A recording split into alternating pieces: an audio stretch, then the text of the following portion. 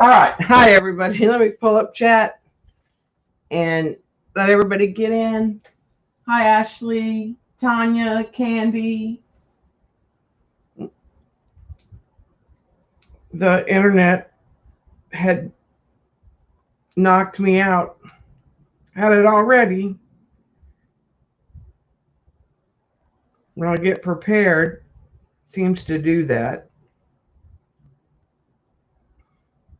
There we go. So I did get a couple things to show you. Hi, Kat. That I got. I'm gonna wait just a few minutes. I may close this door too.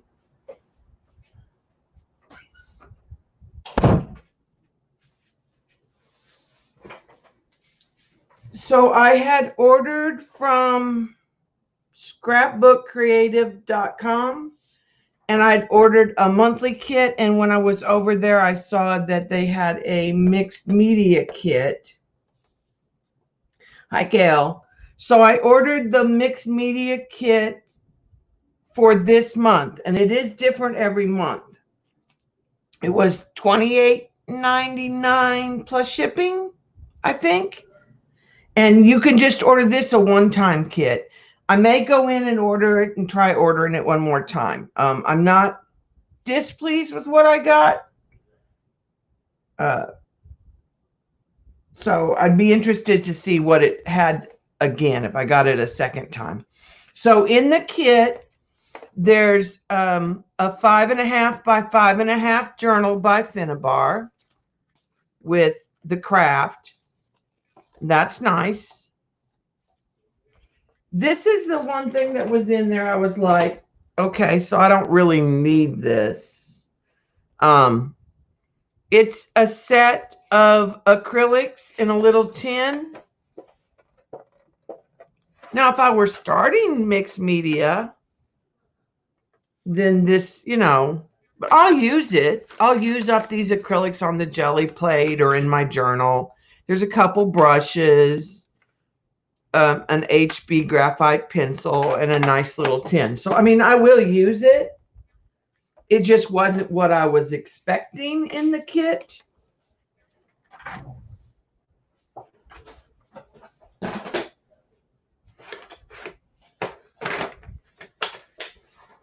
And then there are a design team that does projects with the kit, I guess, that you can go look at.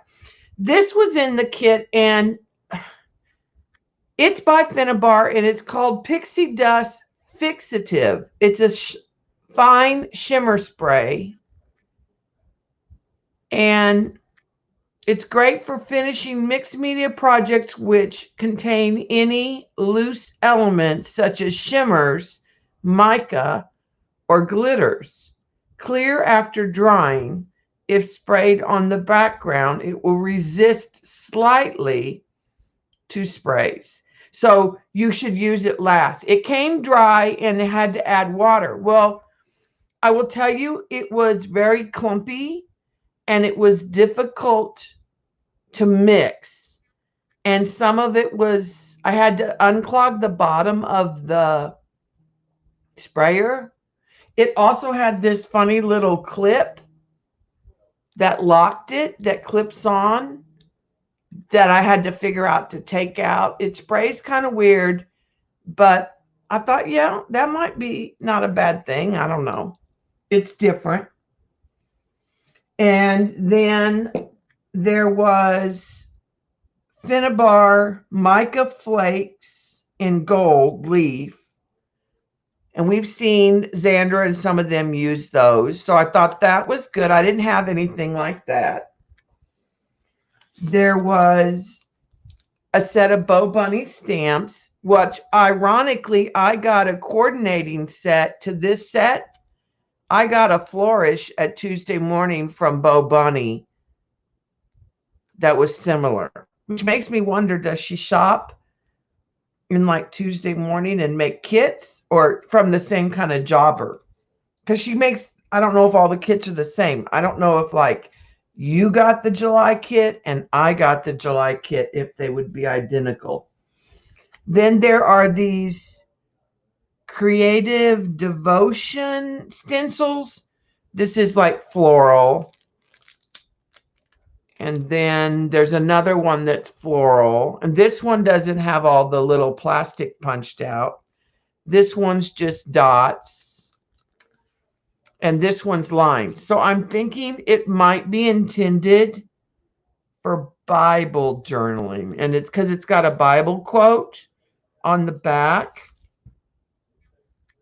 It says Isaiah 40:31. So I don't know if they use that to name them, which is a clever idea.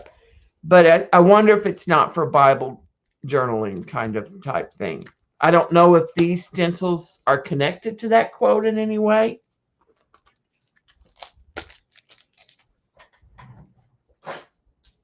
There was an embossing pen from American Craft with a brush tip. So, you know, can't go wrong with that. And then a Nuvo glue pen with a medium flat tip.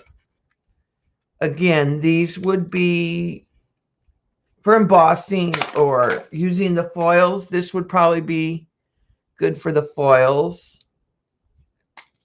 So it's got a medium chisel tip.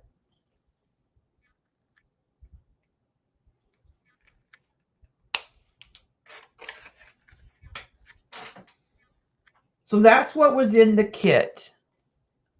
So yeah, that was interesting for, like I said, it was $28.99. It reminded me when I first started back into mixed media with Christy Tomlinson. And again, it's mycreativescrapbook.com. Like I said, I just ordered the one mixed media kit. She has lots of scrapbooking kits. I'm getting the limited kit for 3 more times. And it does say in here, Kat, they bill your kit on the 27th of the month. If that's a weekend, then they go to the first weekday. And then the paid kits move to the shipping department and are shipped out on the 5th of every month. So when Jersey showed that kit, we were probably after the 27th. We were probably too close to the end of the month to get that vintage kit. Yeah, to me too, Eileen.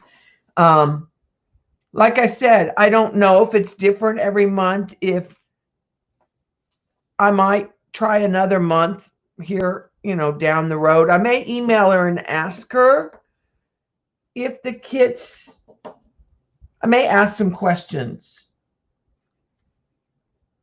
I don't think it was not a fair value for the money. I do think it was a fair value for the money. Then I did get my Stencil Girl stencils for this month today. This is the 9x12 stencil. And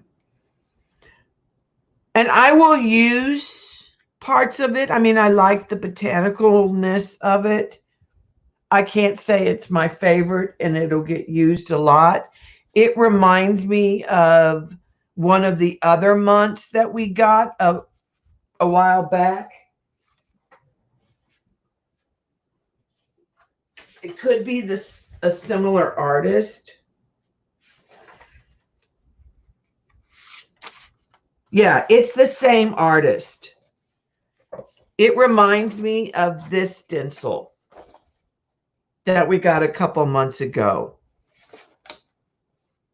And mine is broken right there. That little tip is broken off. I've never even used it. But again, maybe in parts, it's just a little too folky for me. Yeah.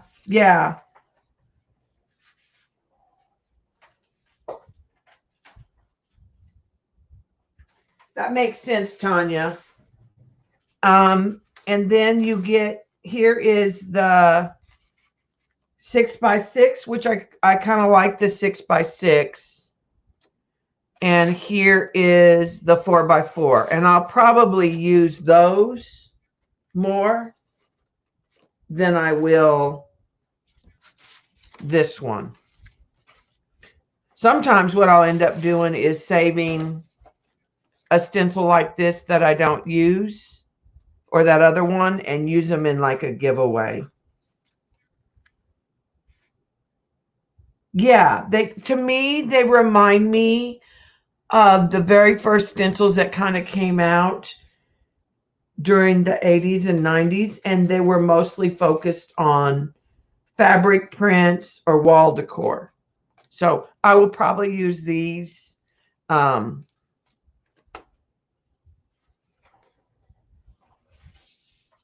than the big one. I did list the patterns that I had in Etsy. I didn't list them individually because I can't guarantee they came to me used. I don't know if they've been cut apart. I don't know if all the pieces are in there. So I'm not selling them for someone who wants to sew. I'm selling, and it may come like this and not even be in an envelope, because I have gone through and pillaged a lot of the envelopes of some of them. I also like to use this, so I may have stolen this out of an envelope, but it is a bundle of tissue. So those are listed on my Etsy, which is Debbie Epps on Etsy, if anyone is interested. Like I said, I didn't put pictures of the individual ones because I'll just send a bundle.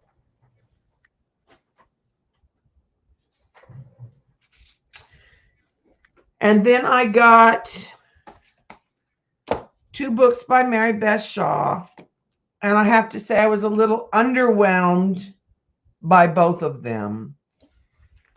The first one is just showing different mixed media techniques, but I can't say it was anything that we didn't know. So it's a very good beginner book. And the second one is, I thought it was going to be all Mary Beth Shaw. Guys, I don't think she's in here at all.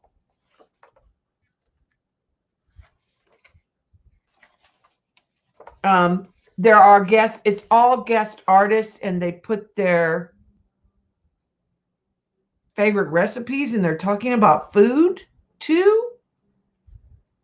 Ingredients. Now, there were a couple things, but I saw that I was like, oh, that gave me a thought. So there are things in here I definitely will use when I go back through it. But I was hoping it was just a book from Mary Beth Shaw of kind of some of her art theory. Yeah. So, but they'll go on my shelf. And like I said, if I get 1 or 2 tips out of them, I bought them used. I only paid like $6 or $7 a piece. So, but this one gave me an idea about, I have some slides, and you know how Rosemary makes vintage tape with the alcohol ink like Colleen showed us?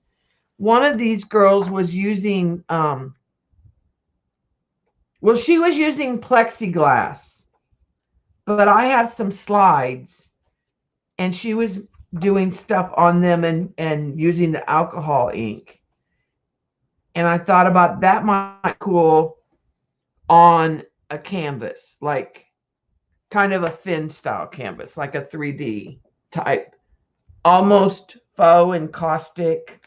Hi, Julie. Yeah, I like the tape that Rosemary does. I haven't done any. I don't have the right type of tape.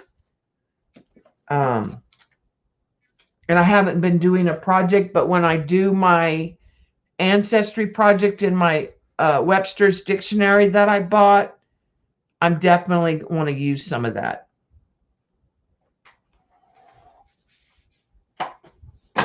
Okay, so here is where I'm at in my journal.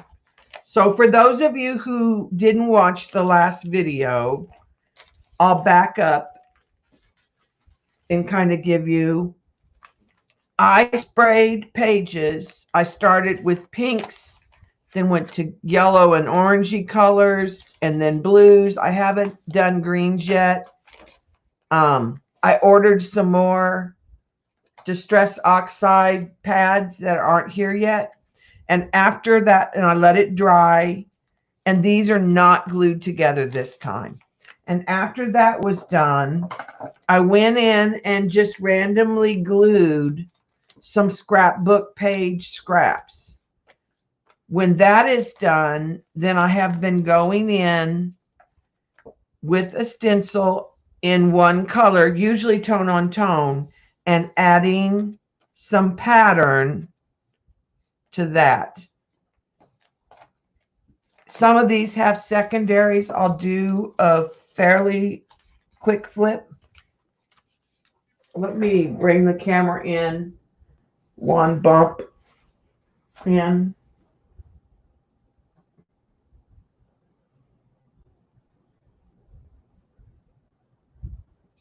Hi, Judy.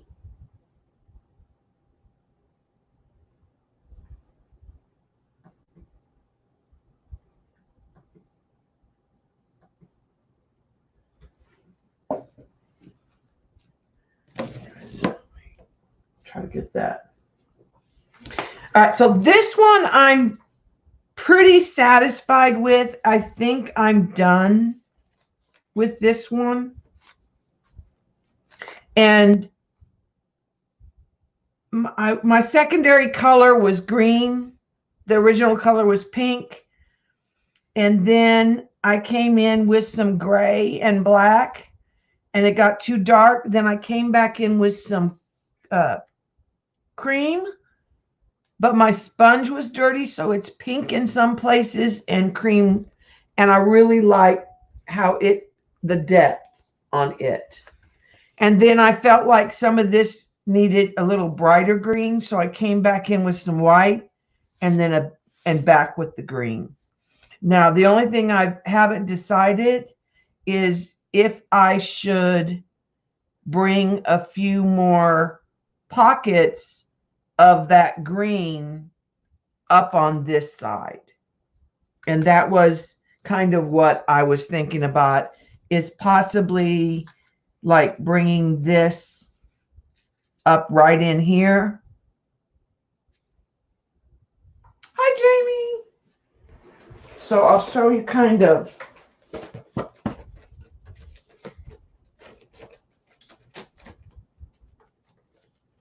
This is the stencil that I used for the final.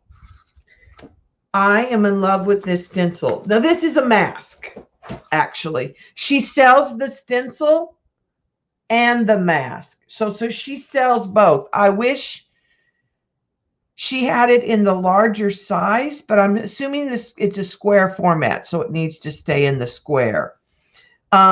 This is number 2. It's the Sidewalks of Puerto Rico. And she has a number 1 and a number 3. And then I went on, but I think I want to go over to iStencil and look. This stencil and this stencil. And this stencil they have in multiple sizes. This is wisteria.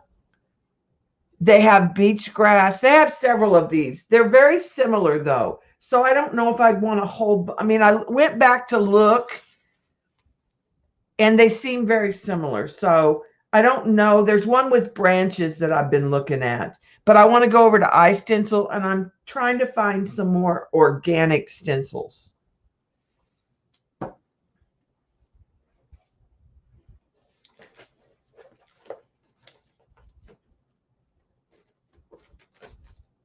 But I'm trying to look at the stencils in a little different way. Like, I'm probably going to use this stencil, the top of it, not making it look like trees, but I like that kind of branching area. So I'll show you. And I did get more of my Deco Arts Tradition paints in. These are just replacement paints. I got two of my favorite white, which is opaque white. I got a warm white. I got quinacridone gold, dioxine purple, Indian yellow. I don't remember if I got any others. I can't say that I'm wild about the tubes. I actually like the bottles better. I wish I had saved my white bottle like this, because I would have put this in the bottle. In fact, the other colors I got, I am going to probably save the bottle. So I don't have the dioxine purple bottle, though. Yeah, the badass stencils are the ones I want to look at over at iStencil. So I'm going to take a little bit of white. And the problem with these is I get more paint than I want. Sometimes they blurp. And when they're full, but I noticed that with a couple other brands that have these small bottles, when they're full, they blurp out sometimes when you open them, which I don't like. So because this is already dark, I'm going to start with some white.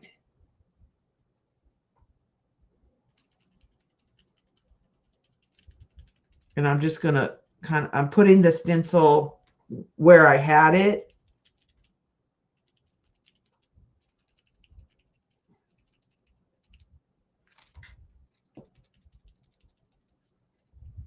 And then I can move it up and over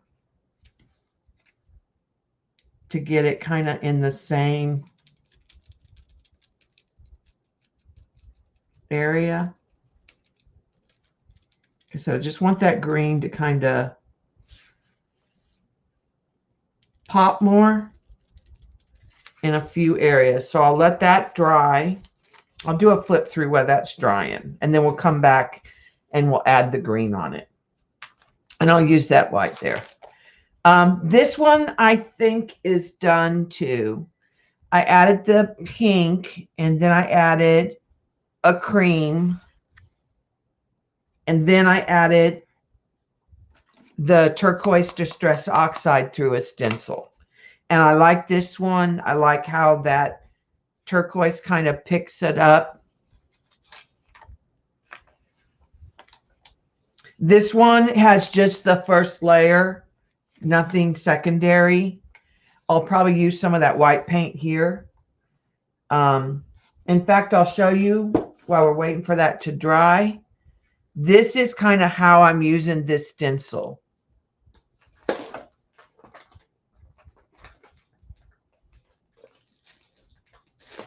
And get a baby wipe out. Brand new thing of baby wipes.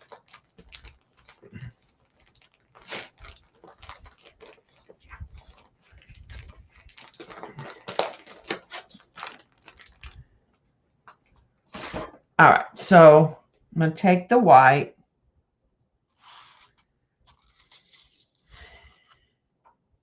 and I'm going to bring it. Now I'm not going in all, I'm just going over the sidewalk parts that I want and leaving the big open areas.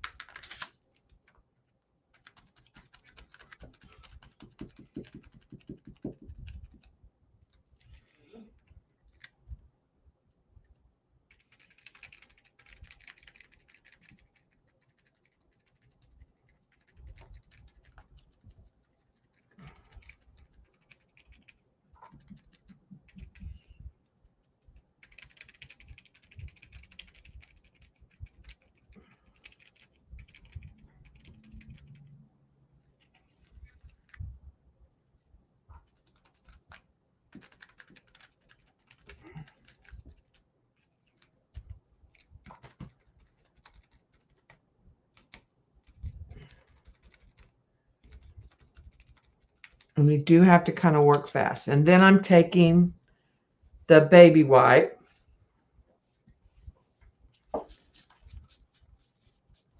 and pulling out and softening the edges.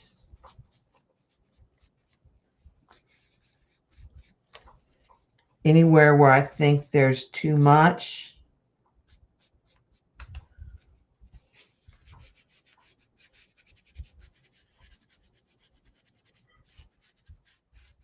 So it just leaves a more organic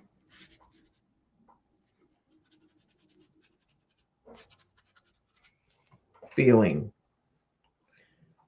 And then I might decide that I want to run this one up and pick up from here.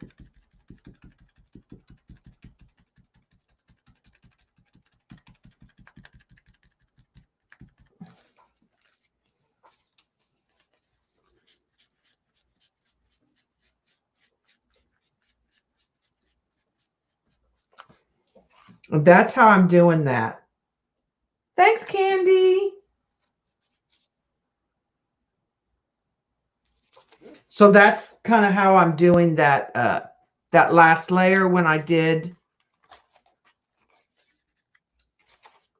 this last layer here. Now on this one, I'm probably going to add some turquoise and some browns and then come back in. This is Streets of Puerto Rico from Stencil Girl. It's S782. It is a stencil by Mary Beth Shaw. It's 6x6. This is the mask version, but she does have it in a stencil version. Now, if you use the stencil version, you wouldn't have to wipe back. You would only get the sidewalks. You wouldn't get these. These would be solid, and there would be holes.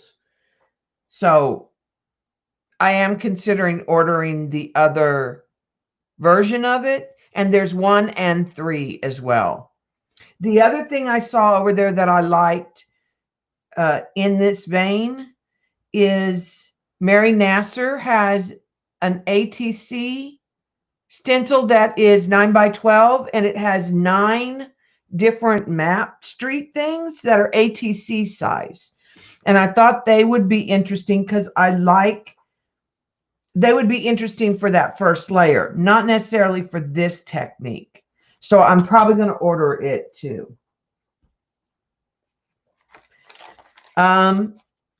This one I think needs some dark brown, more dark brown. It has a little bit of dark brown, and it has some kind of sand color, but I'm not unhappy with where it's at right now. And that's that same stencil that I just used. But I do have some brown in here, but it might need a little more brown.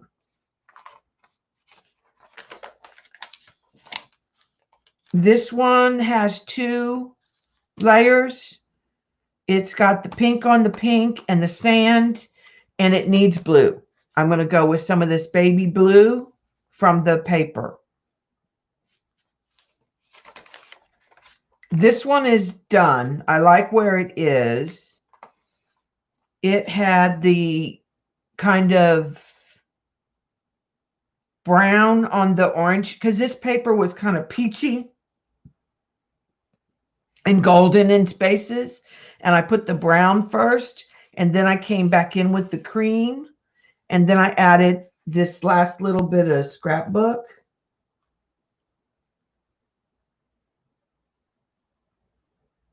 It gives it pattern. Yeah.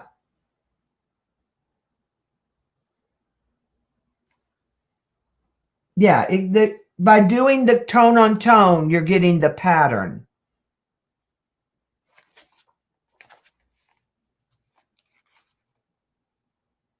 This one has pink down on it, and then it has cream. Well, there is some pink in here, some red ink. It's not very, it probably doesn't show up on the camera unless I get super close. You can see it right in there.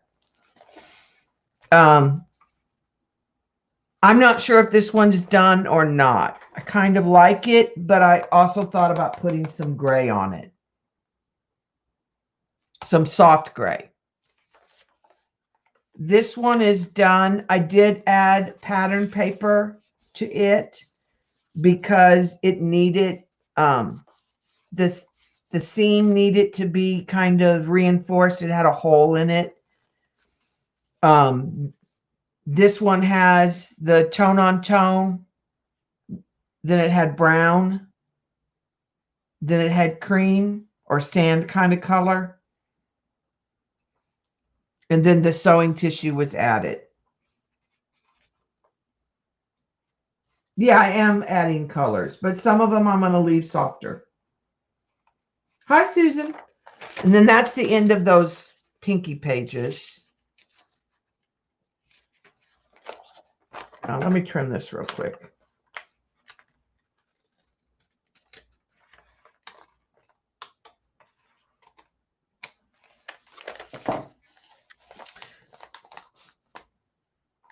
This one had a yellow background and it has some red and some brown.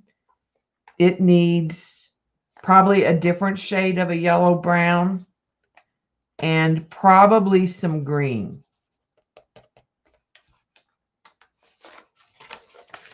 This one has the orangey tone on tone, the rust color. Then it has some dark turquoise and some cream, but it needs some more. I think I'm going to go in with a lighter turquoise and maybe some more of like a poppy color. This has the kind of golden color on the gold, some green and some white, and there must have been some gray in the sponge because it kind of looks dirty. This one needs something. I want to go more with some cubism. So, because there's some squares in here.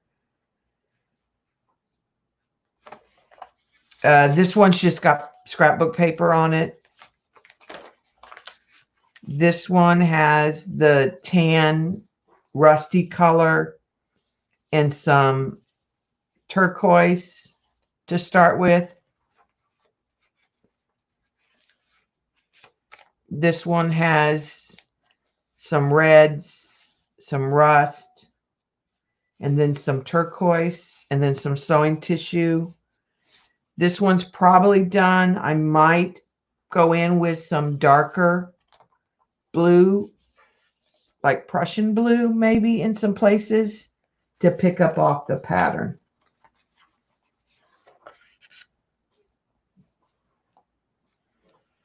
Hi, Lilith. This one has got reds and oranges and then some pinky color that I hated, but it was okay on this page. But I poured it out and then I was like, I got to find a place to use it, but it's awful. And this was the place where it didn't look as Pepto-Bismol. This one needs more. It needs some darker reds and some browns. This one right now is a hot mess. It had pinks, and then I put some whites on there, and it definitely needs some other shades in there.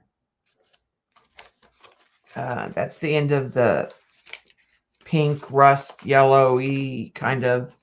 This one had blue, and I added some brown stenciling.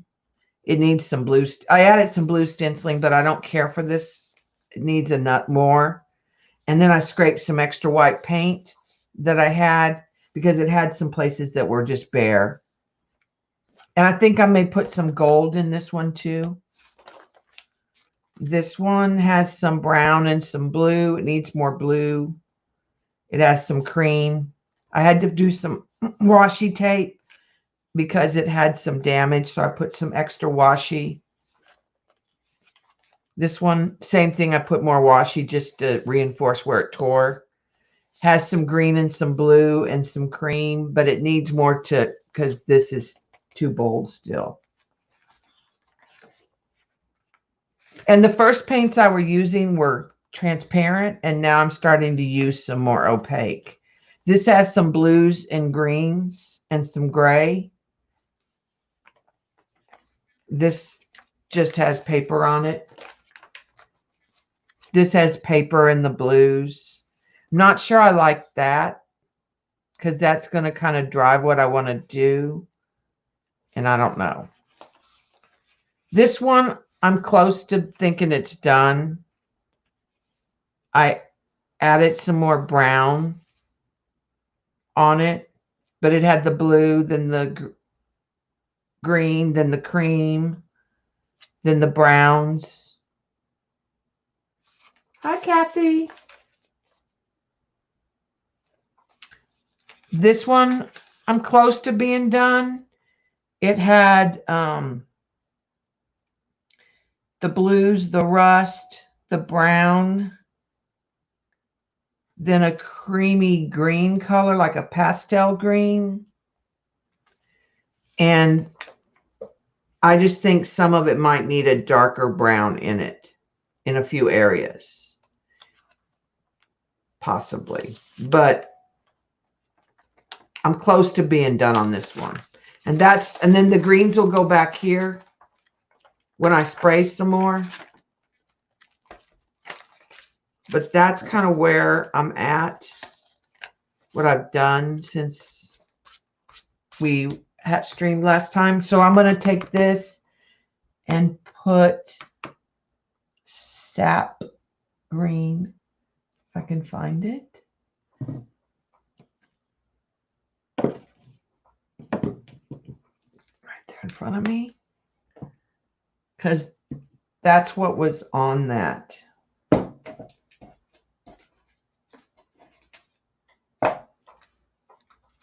Our tomatoes have about played out. Right, so I'm just going to take a little sponge and add that.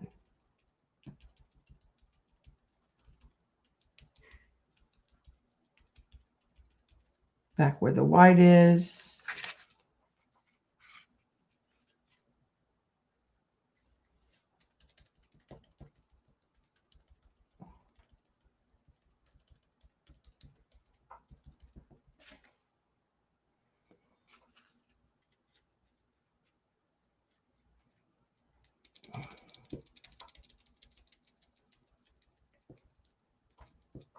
And then the last thing, I'm going to let that dry just a little bit, is I'm going to hit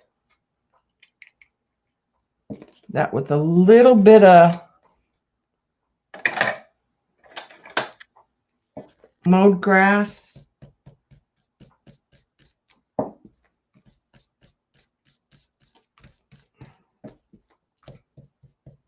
In case I got some places that aren't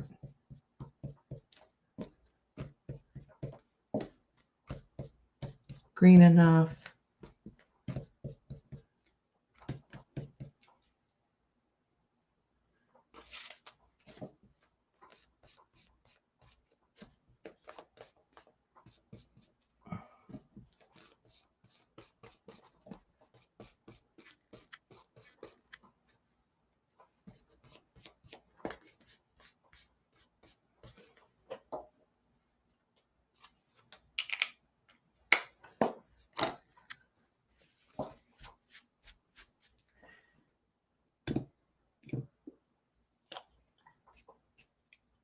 And this is peeled paint, which is what I originally used.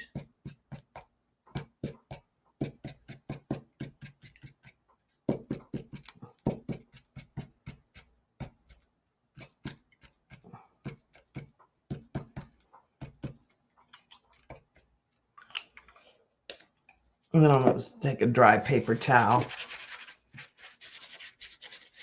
kind of blend it in. See, here's one up here that I missed the other day.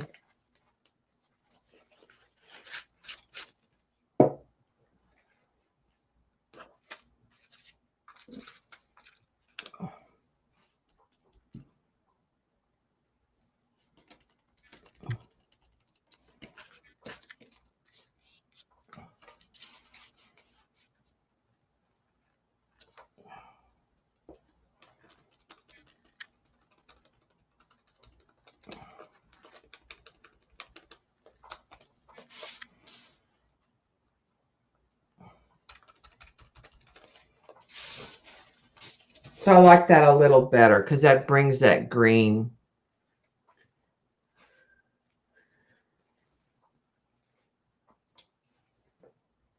Hi, Janice.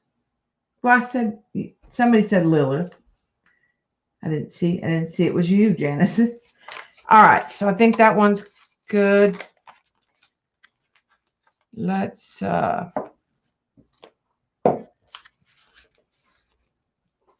we'll use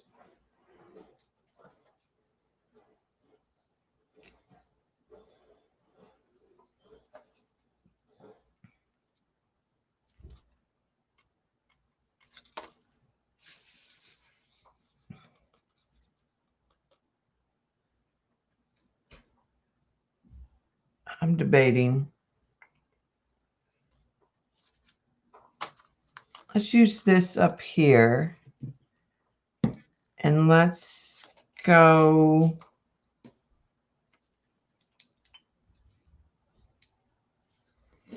This is Mississippi mud.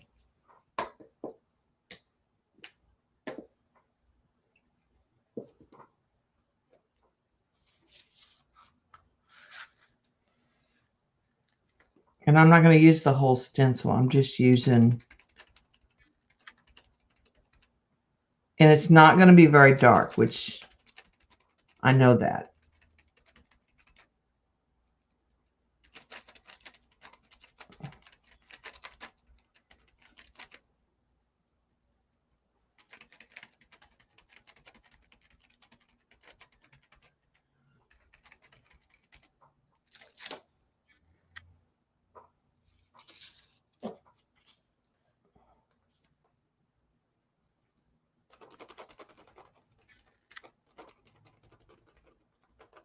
I'm just looking for some pattern in this blank area.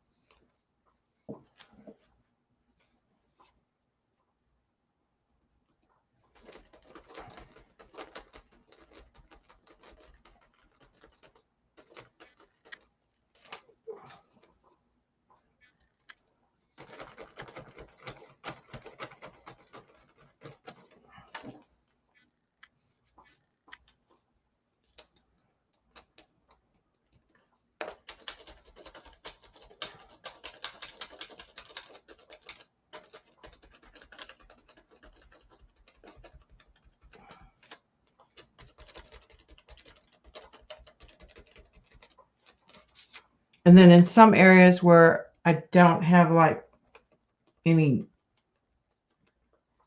stain, I've just been kind of filling in sometimes with the leftover paint on the edges and the corners if I think it needs it.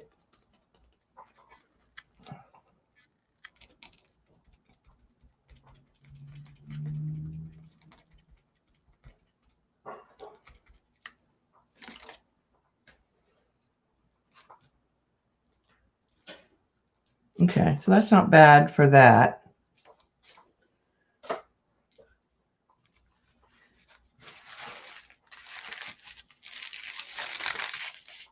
And then I'm gonna, This is typically what I do, and then I'll flip to another page.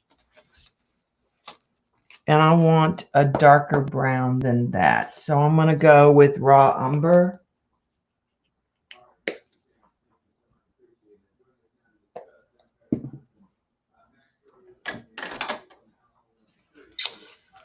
And I think I'm going to use the tops of this tree.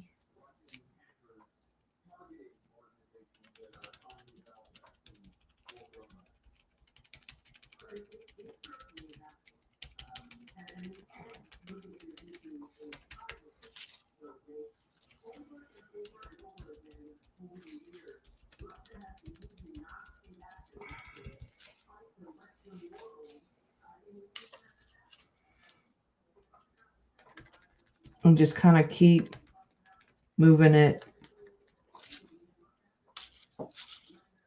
and turning it.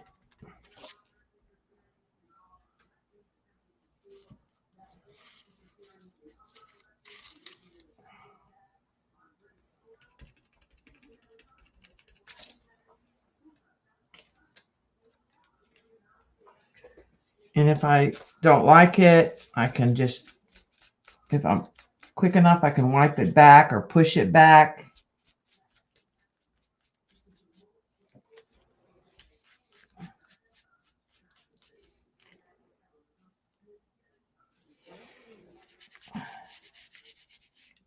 I'm not super wild about that. So I think I'll smear it out. I don't mind a little of it, but I think, like I said, I think I'll blend a lot of it out.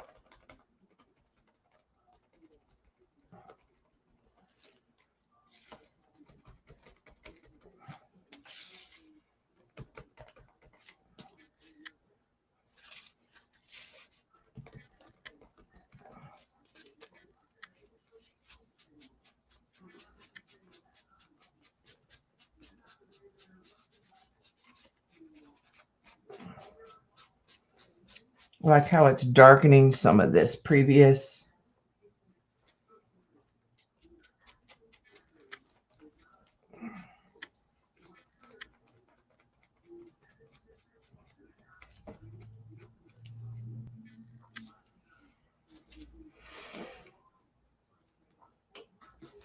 Hi, Belinda.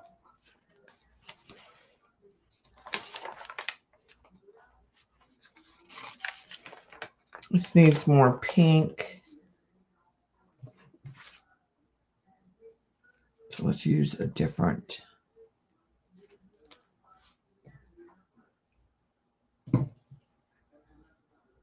This is a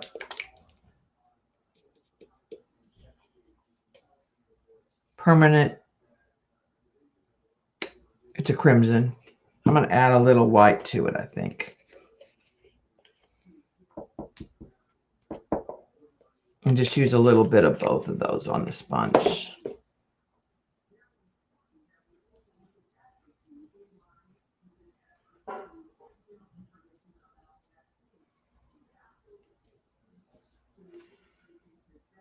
And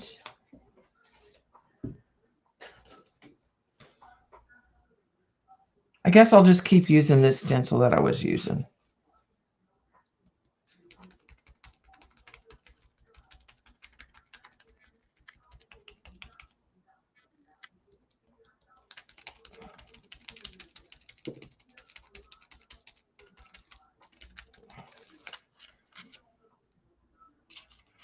I mean, if there's big open spots I don't like, I just use a section to fill it in where there's littler openings.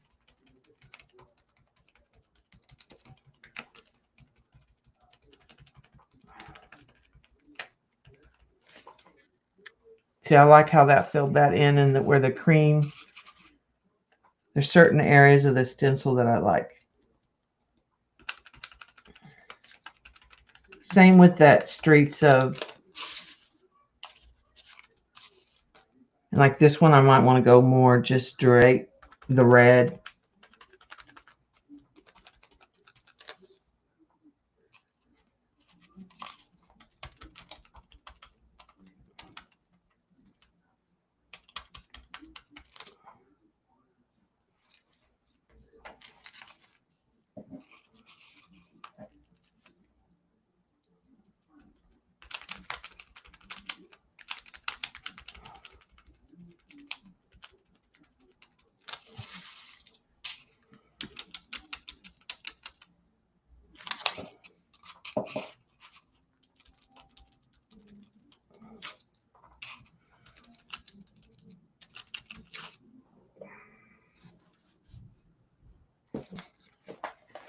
Okay, I'm going to turn that.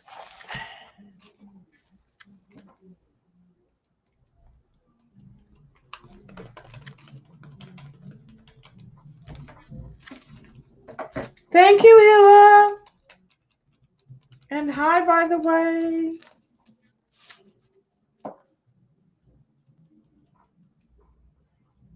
Hilla, you know that's my first super chat ever. I don't know why. It's, you know, I've had it turned on since the beginning.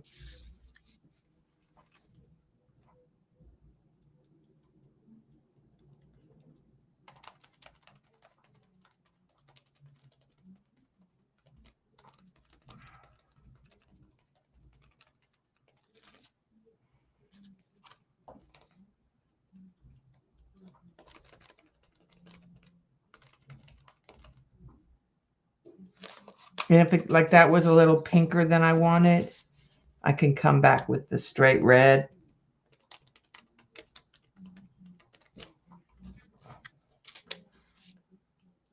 And get specifically in areas that I don't have enough detail in.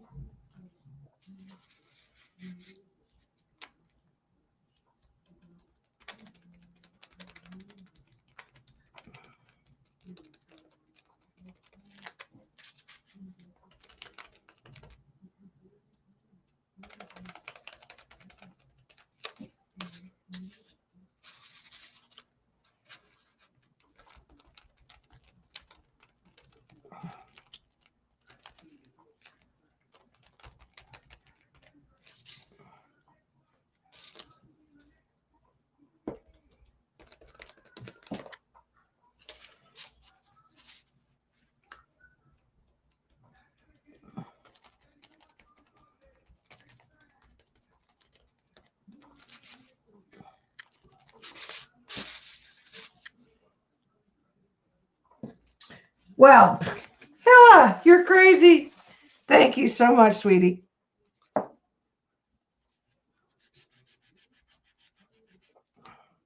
Okay, so now I'm going to let that dry, but this one, then the next thing I'll probably come back with blue, and then finally probably with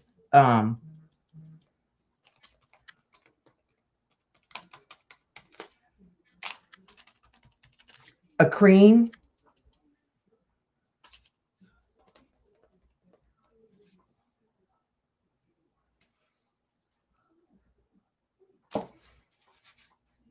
And I'll come off these papers with the blue. And I tend to put my papers in what I consider the hot spots. So if you think of like a tic-tac-toe on your paper, let me use brushes and I'll kind of show you what I mean. If you think of this on your paper, these corners where the brush meets are considered like hot spots that your eye is drawn to. So that's why I tend to put the paper kind of where I do. Yes, yes, this would be fairly easy to do with hot glue. The one thing I would recommend that you do with hot glue is take 2 old craft mats. Do your hot glue with one craft mat and take another craft mat while it's still soft and press it down. I found that when my hot glue stencils were flatter and not rounded, hi Elizabeth, that I liked them better. But this would be easy to do with hot glue because it's just scribbly stuff, right?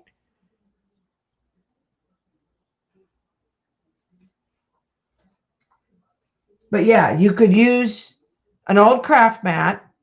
I mean, if you had one, just cut it in half. Do your scribble stuff and then take the second piece while it's still soft and flatten it. And then take it out and it'll do a little bit better. And these are just pieces of deli I use over and over just to make sure this one's done.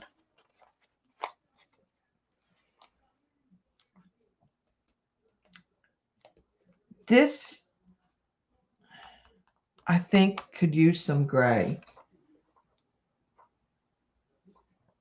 But it also maybe could use some more red back in here because this didn't show up very good. So let's take that same red, but not add white this time.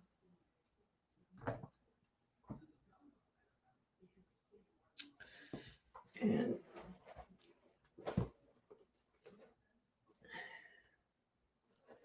let's add a chevron. Since I have chevron here, let's add a chevron in some places and try that. I have a smaller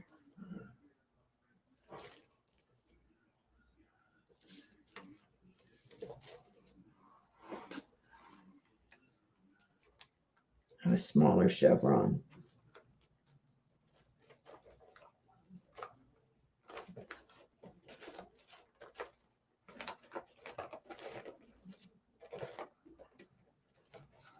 Hey, Kathy Berg, do you remember this stencil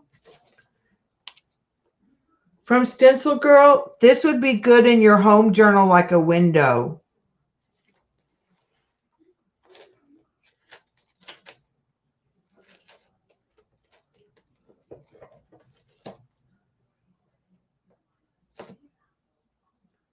The only problem is you'd cover up, if you were painting and doing layers over. I don't know. It would be better if it weren't a mask, it was a stencil. But that reminds me of a window.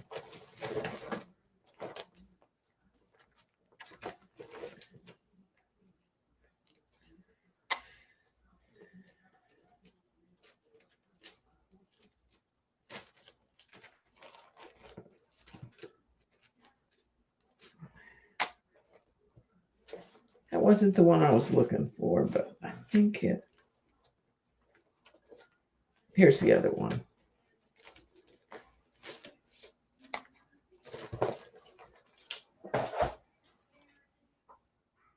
This is a sticky back one, so it's wonky because it sticks.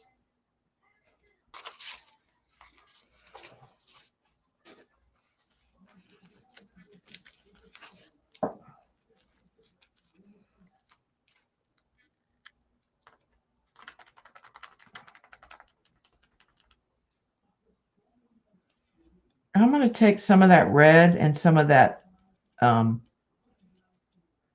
umber because it's not dark enough. I want to get darker.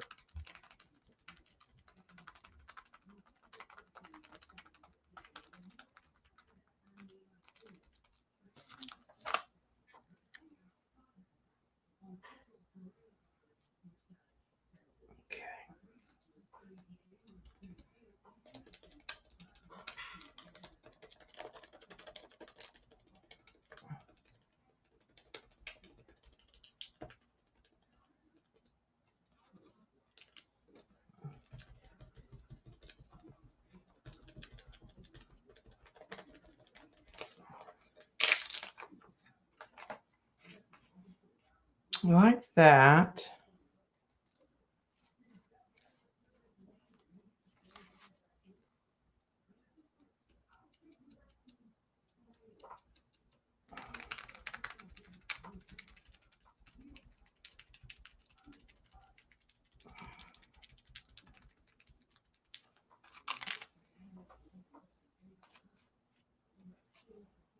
Kind of like that, how it. Good, Elizabeth. I think I'm just going to leave that there. Okay.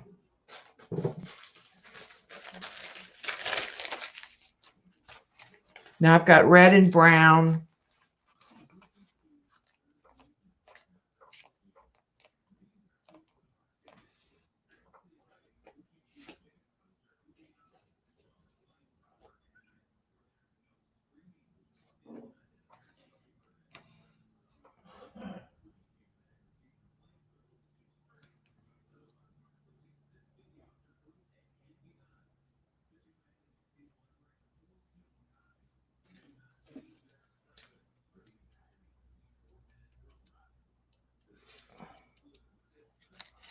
All right, and this is a tree stencil, but I'm just going to use it to add some pops of that darker red in places.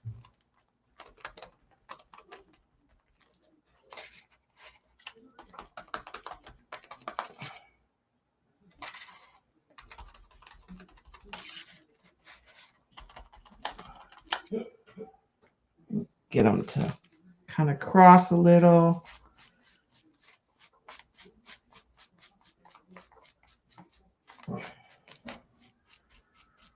Even blend them out. I kind of like sometimes almost rubbing them in their entirety out.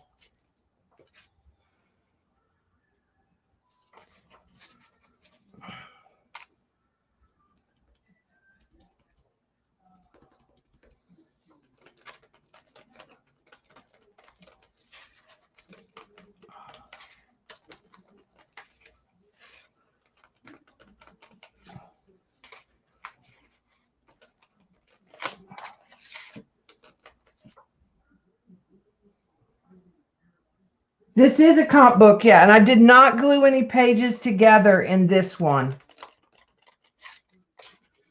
In my other comp book, I did glue.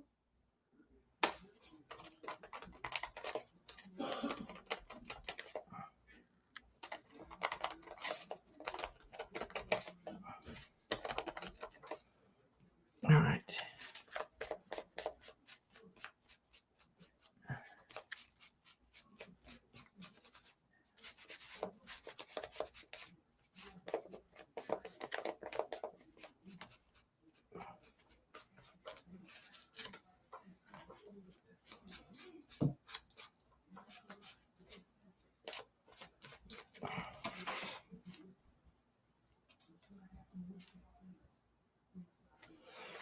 And then I think I'm going to go right in here.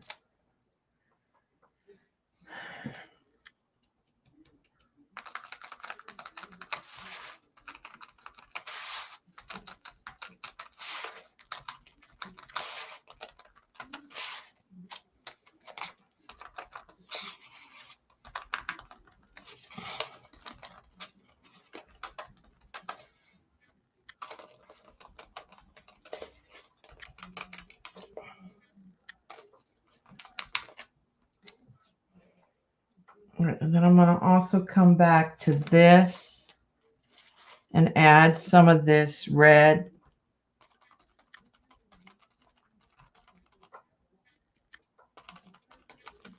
And brown in here.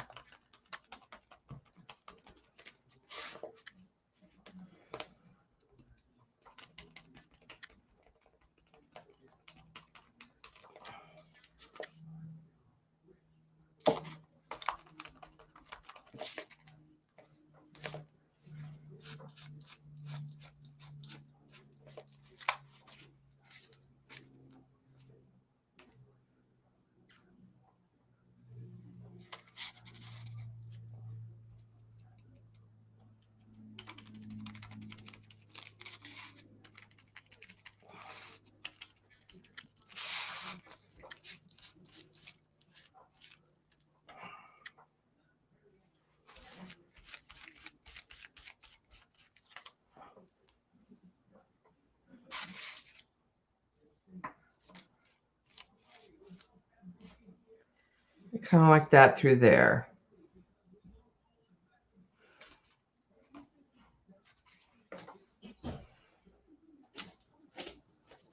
I'm going to use this stencil because I want to add some brown.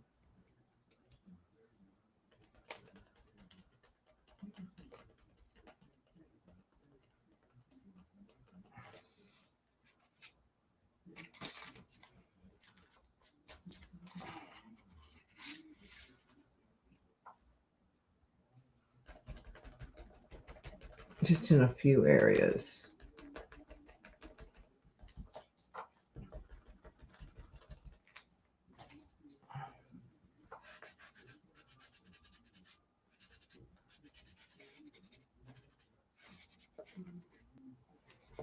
Because I added this the tissue. Bye, Hilda. Thank you again, sweetie.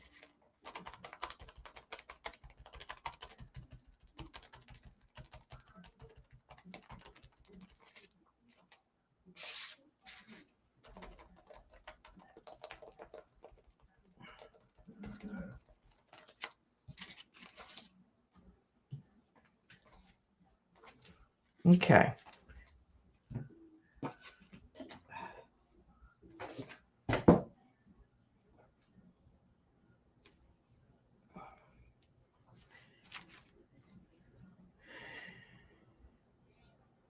Now I think this is probably ready for some of the Prussian blue. And then it'll probably take white to push it back.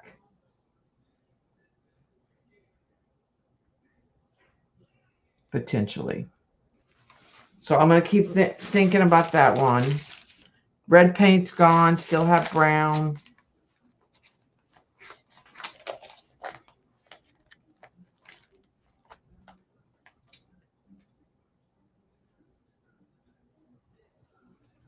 This, I think I'm going to add some Distress Oxide to.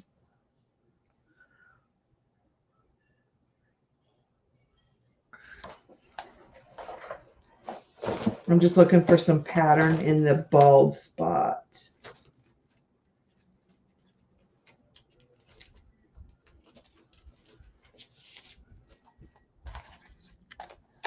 This is just numbers.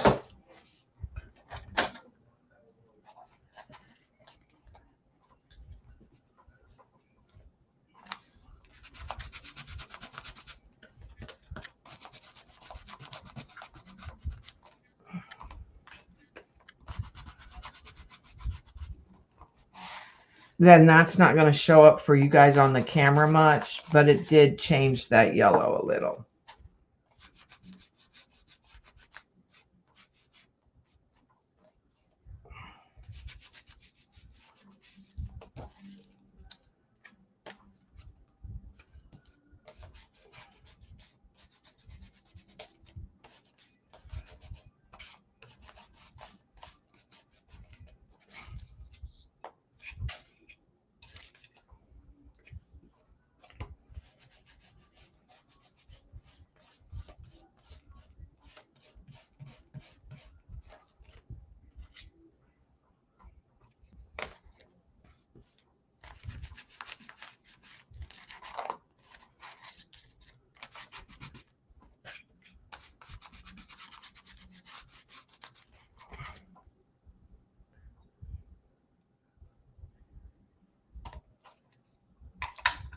I'll make digital prints for my Etsy. And that's really about it, probably. I thought about cutting it up to make a Midori type journal, possibly. Like so this would end up being one page if I took it apart and folded it in. But I'm not sure.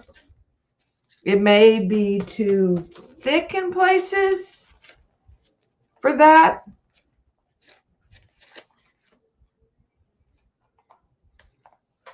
The other two are just sitting back here, but I've made digitals out of them.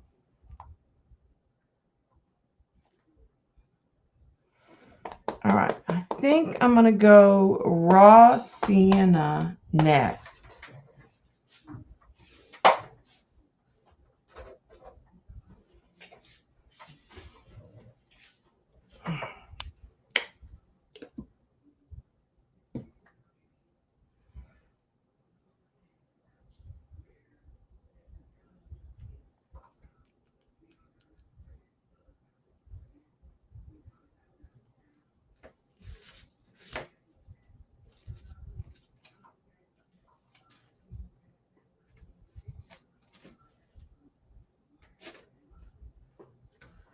And I think I'm going to go with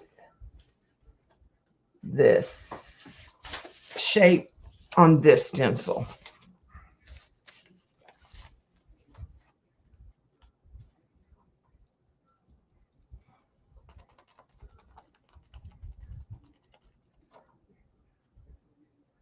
I might add a little bit of that burnt umber.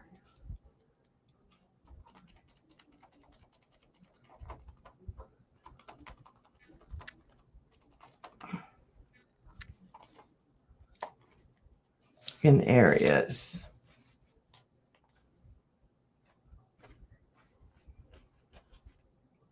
But I do like the raw sienna better.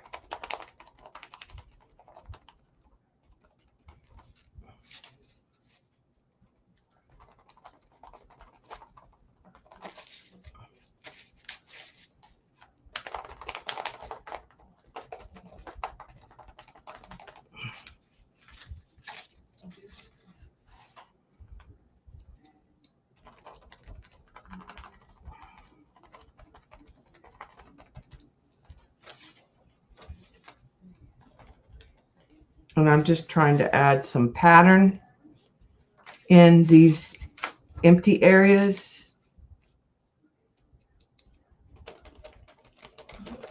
This is a Stencil Girl stencil also.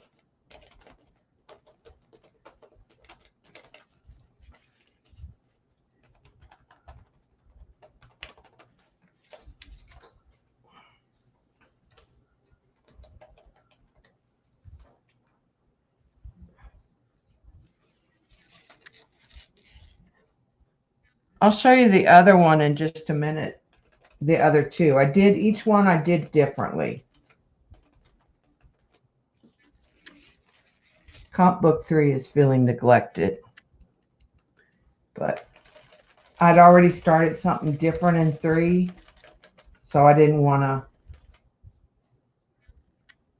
Sometimes that's why they're dirty. Because this is book number 4. And especially with the sprays and the liquid. Let me show you this book is not as messy. Let me show you the other book, which is how they got a lot of the pieces, why they're deli pieces. Eventually, I'll probably use the deli pieces. Here's book 1.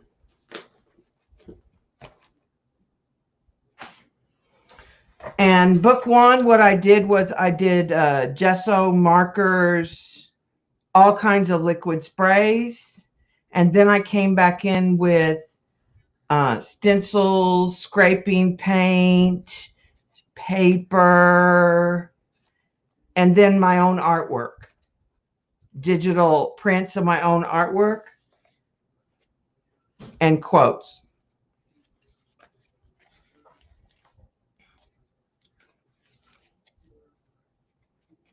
So it's more traditional art journal or mixed media kind of. It's more what I typically would have done. It's more planned. But I didn't have a thought in my head. I just would just add layers.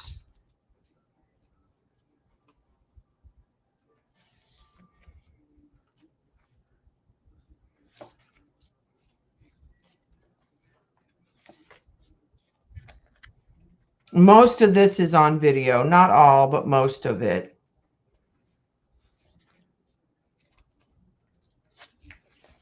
Yeah, lots of layers.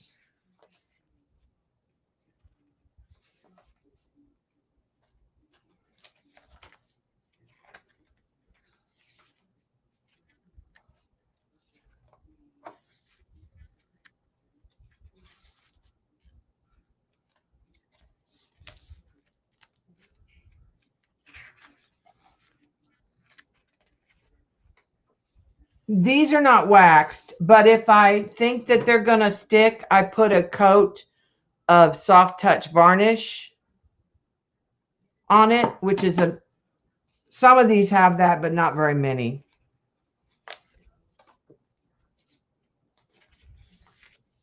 Most of them aren't sticking.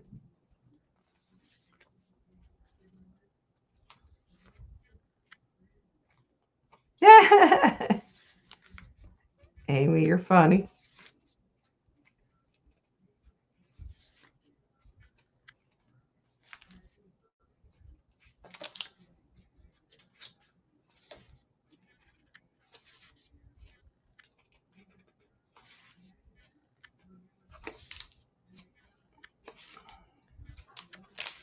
Like I said, the theme of this one was just backgrounds, and then I used my own artwork as focal points with quotes.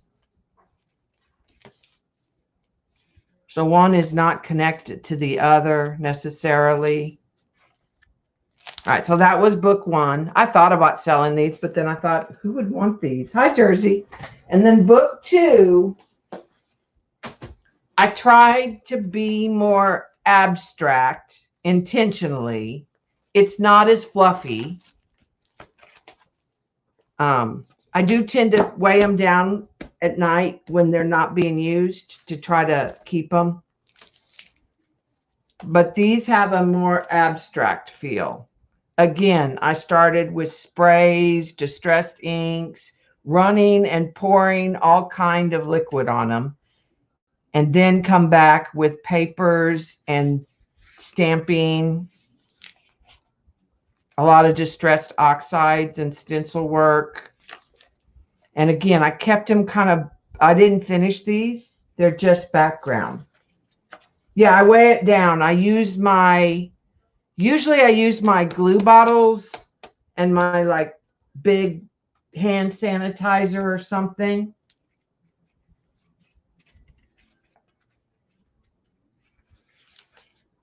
So I'll just do a quick flip through of book two. Some of these have a more vintage feel. Some of them have, and I kept them where somebody could finish them. Some of them, like this, needs focal point. Like it's not to me done, but I just don't know what else to put on it. To me, this needs something like the bear or something that breaks up with a quote.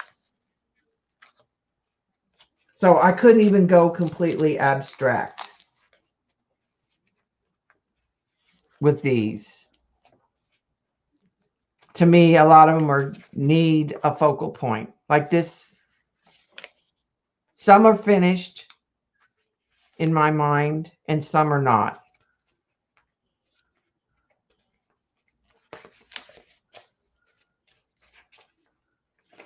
But I do have digis of a lot of these pages in my shop, and I have a bunch ready to go in. I need to put a bunch more in my Etsy shop, but I do have digitals of a lot of these backgrounds so that you, like I did the digital before I did the turtle.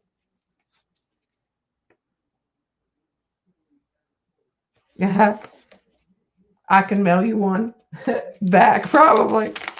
I have 12 of the ones with these are double glued, like 2 pages glued.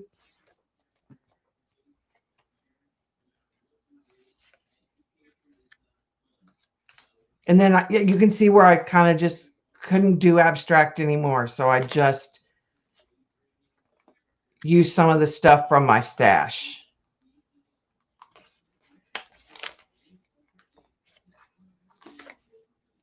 and gave myself permission to just make them backgrounds. Like there's somebody gonna, you know, like the art journaling police are gonna say, no, that's not finished. You need to finish it.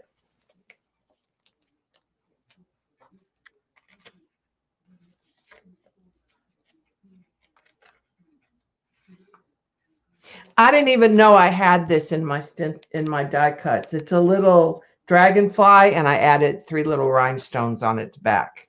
Like I found it in the stash. I just didn't know it was in there.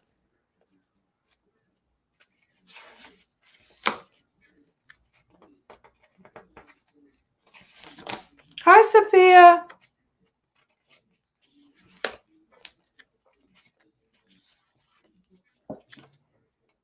And some of them, like other people, like it's more like this is not my colors, but someone else would go, oh my gosh.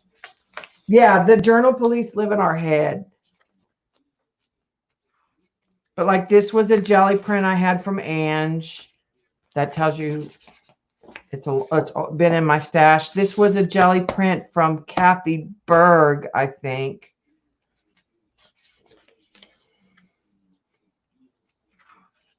But just finding different ways to use my stencils in different combinations. I'm going to put this on this page. Nothing's there. But nothing's there because I just loved the inky goodness. Yeah, Bob keeps saying, what are you doing with these? And I keep saying, I photograph them and I sell digital copies of the backgrounds. That's all they're meant to be, Bob. They don't have to be anything. Because he's used to me doing stuff like that I frame and that goes to art shows.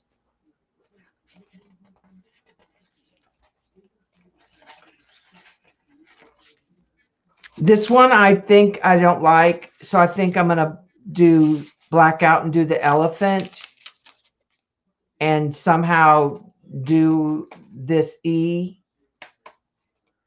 Now it's got paint from the stencil on the back of it, but somehow do an E. I don't have the other part of the E, which is what I really need. And some of the backgrounds I'm fine, like this one makes me happy. I'm fine with just leaving it alone.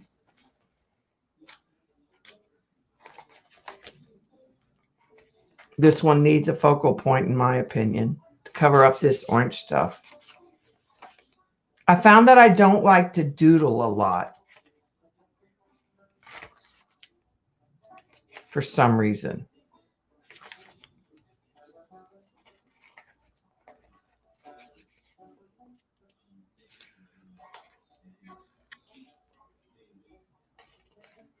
And I think this one needs like black embossed on the side. And then that's the back. I like finishing the inside. So this comp book 3 doesn't have hardly anything in it. Did y'all order a banjo? No, you'll get me a strike. Don't. YouTube will give me a strike. I didn't even play a song. I know that, but they'll think you did. Oh my God. Honey, we can hear you. So this has just got some marks. This is where I decided I don't doodle well. Like, I'm like, I don't know what to draw. Paula doodles really well, Journal Artista. I struggle with it. So there's some marker doodling and there's some ink. So it'll get stuff, but I was excited about this one. So 3 went on the shelf. And this one I started by just spraying or putting in ink and water.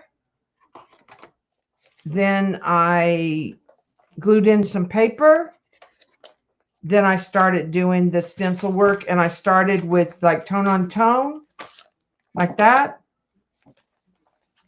And now I'm just adding other layers. So this one so far is probably my favorite.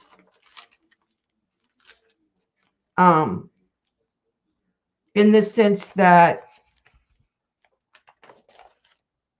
I'm trying to channel, like I'm inspired by Mary Beth Shaw or Jody O, and I love the pieces that they do. and how organic they are, but I'm also realizing that some of my stencils that I bought weren't organic enough. They were too regimented.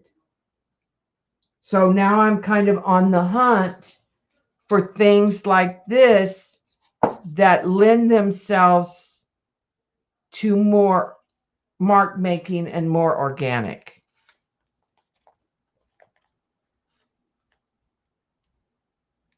So that's kind of where I'm at in my like thought process of the journals.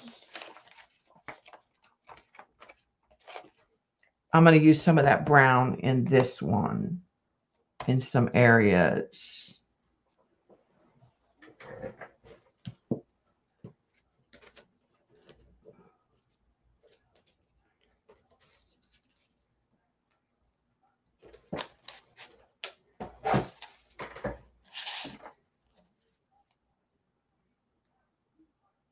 It's probably too big.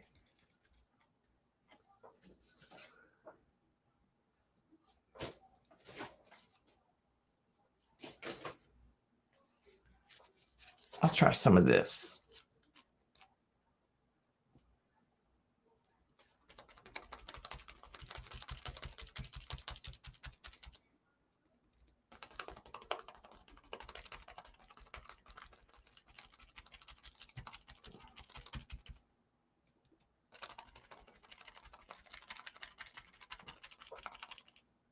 Thank you, Elizabeth.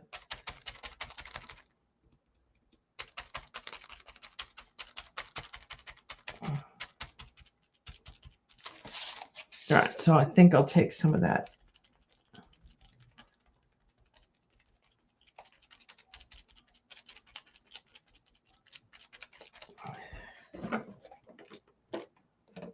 That was just a little water. Now, I did not gesso the pages because I wanted the ink to absorb.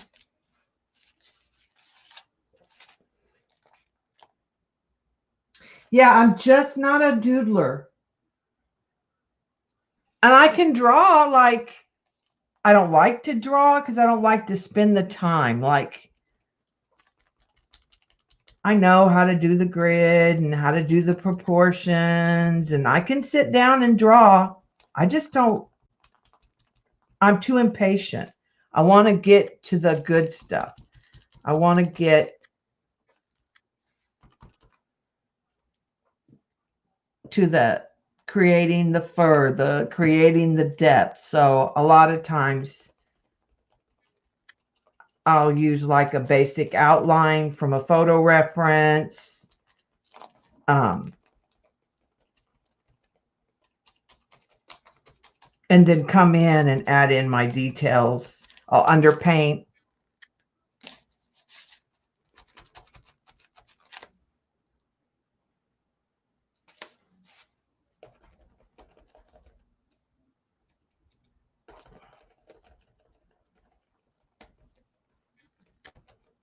When I was in junior high, I drew all the time.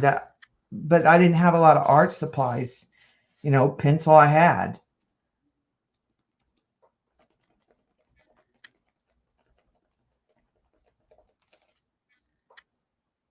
I forget where those are. I should show those sometime.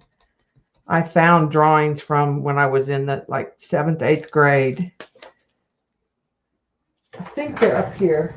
Let me see if I have them, and if they're right here where I can.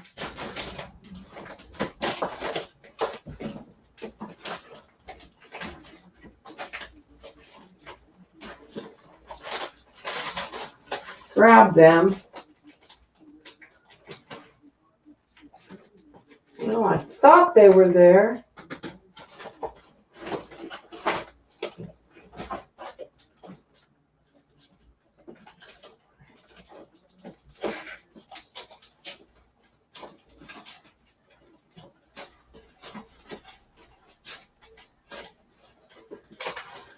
Well, they're not where I thought they were.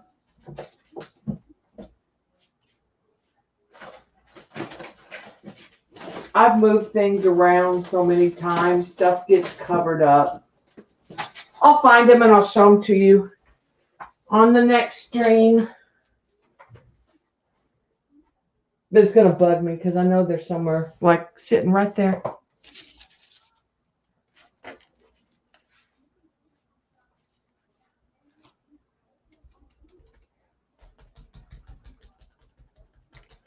Well, and there's, yeah, Dorothy's right. I mean, drawing just takes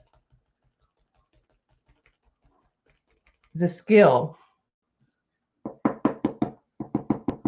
It's a lot about breaking it down into shapes.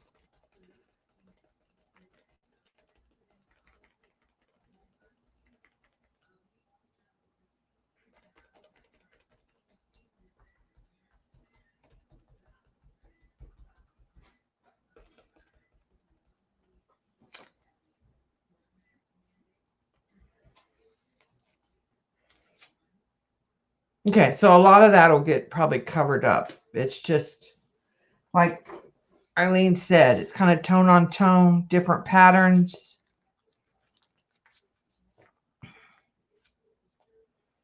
It needs turquoise green, so let's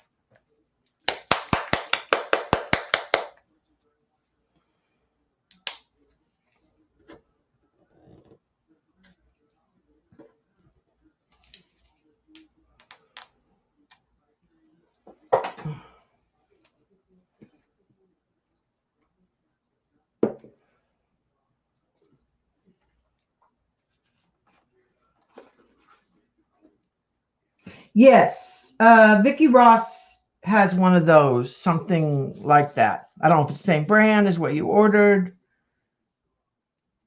I'm going to use this stencil because that's what I use with the dark turquoise. So I kind of want to continue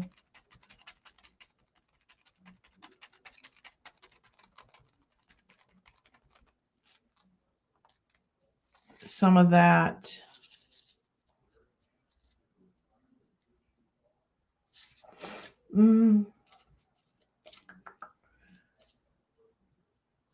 Because this was the dark, I'm not getting what I want.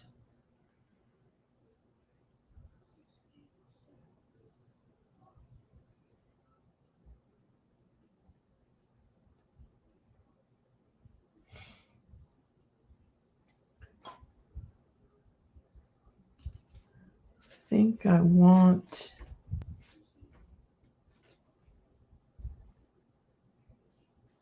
well, this is what we're going to get. I want to get some turquoise in there. I want to take some of the peach back.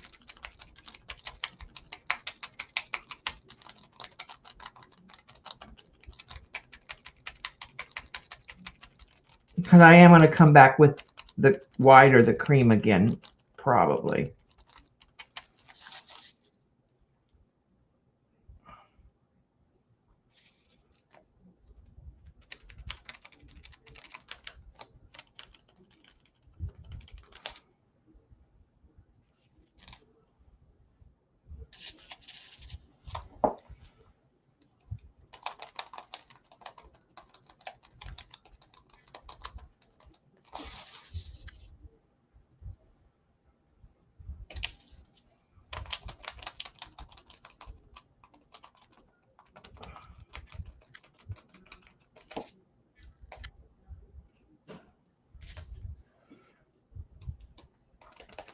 Just trying to kind of connect it.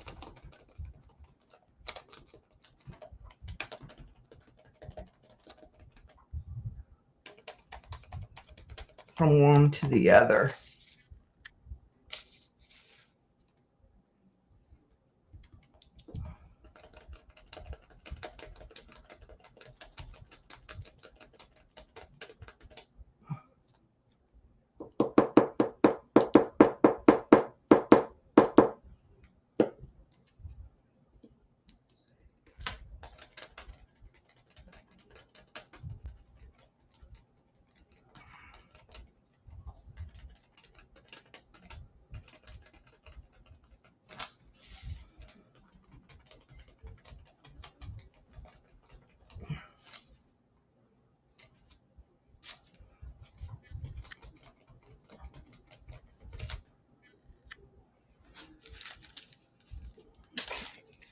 here.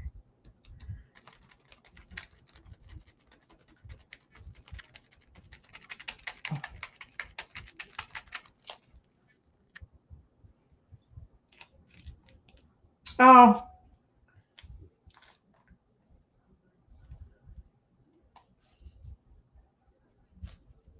All right, now I'm going to go to a dark turquoise.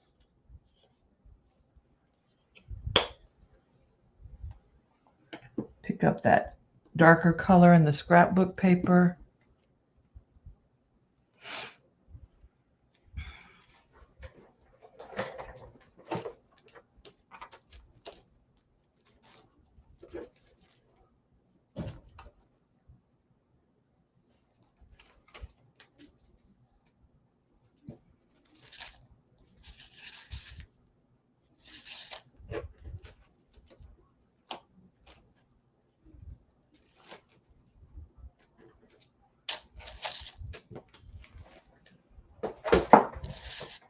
Switch up stencils.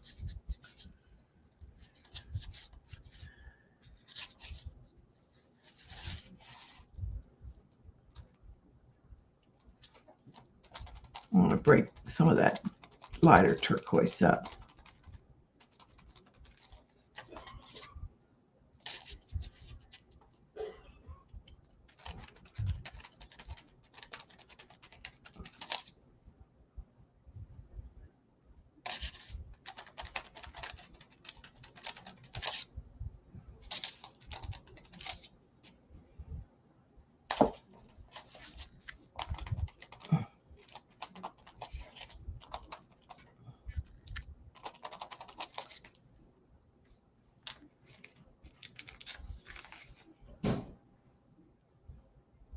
Yeah, turquoise is my one of my favorites.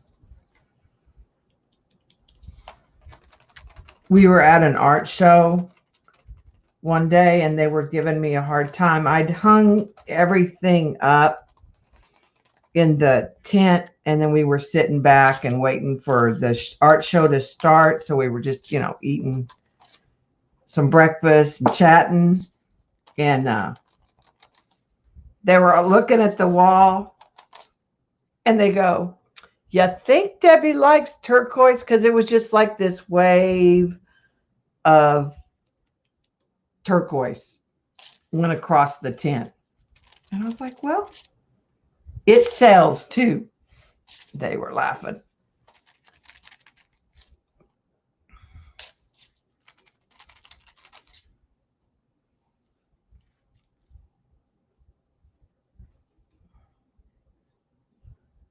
Now, I have not added any metallics to any of these, which I should do too, but I think that kind of needs to be at an end.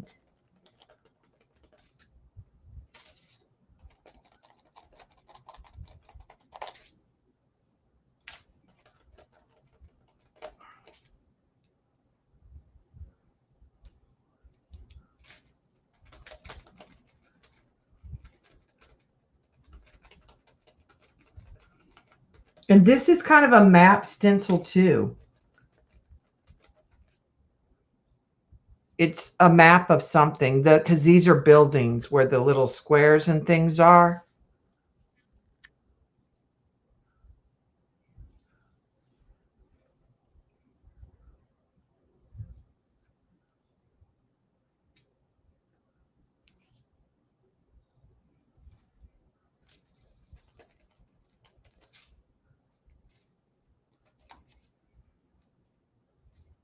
Yeah, I had to switch it up. And this last time when I did stuff for my bedroom, I purposely went like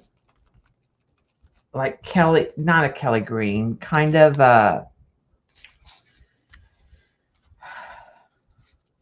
like an apple green. And I got, because Bob was like, enough of the turquoise for a while. And I had done gray. So now I have gray and like an apple green and peach.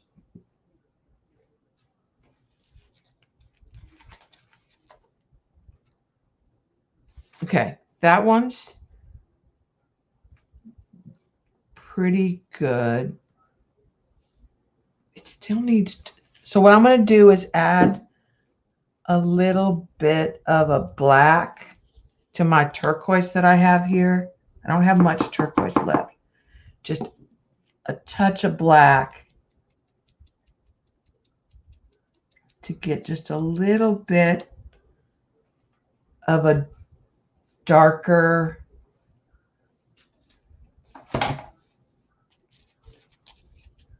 tone.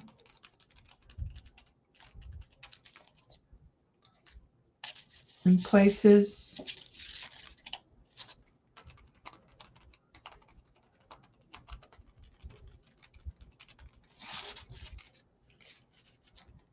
Because I am going to come back with more of the white on the top.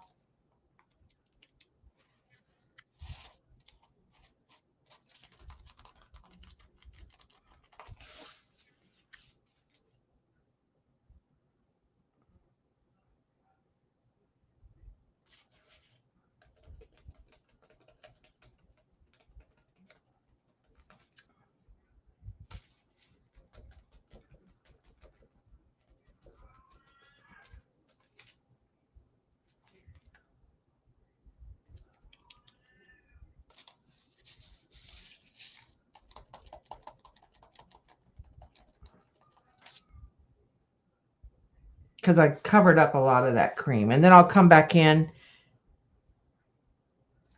and do a layer in the cream.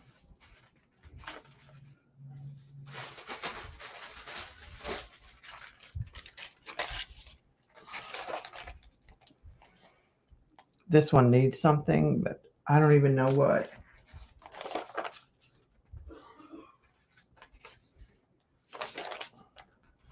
I probably have hit my saturation for today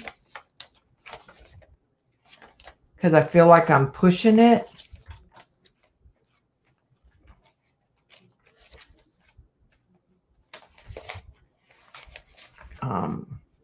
The other thing I thought about doing is I thought about coming in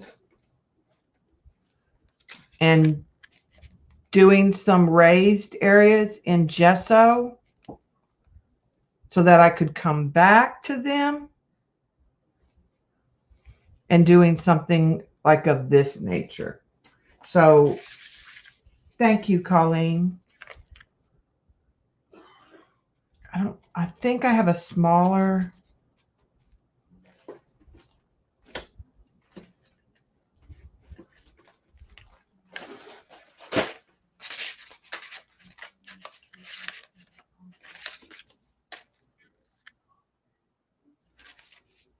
I have this in a couple different sizes.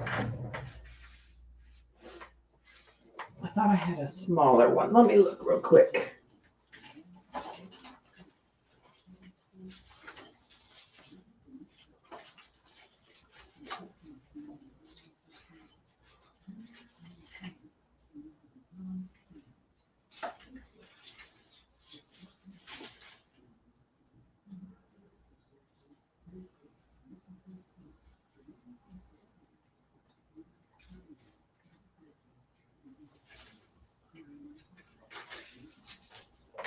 Well, I have this one that has more cross type.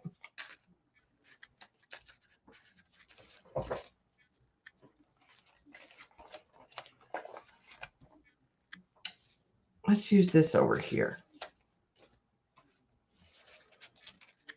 And then I'm just going to get gesso.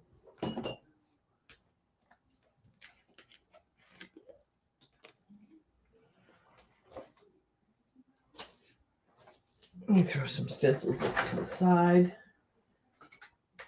And I'm going to get a palette knife out and put some on the table. And I'm going to use this. I bought it and then I forget to use it. These are pretty thin. This is a thin because it's one of the ones I did. So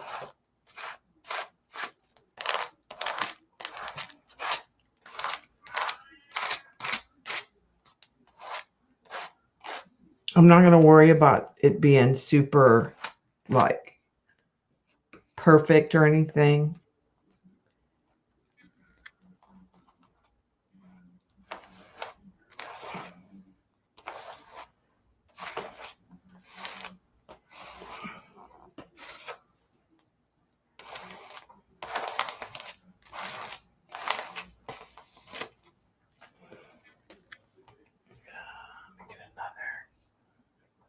Oh, you did. Good, Colleen.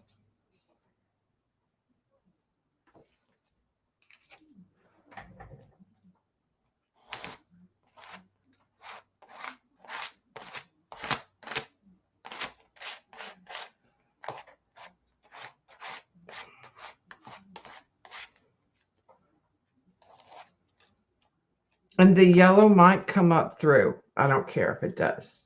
All right, then I'm going to come over here.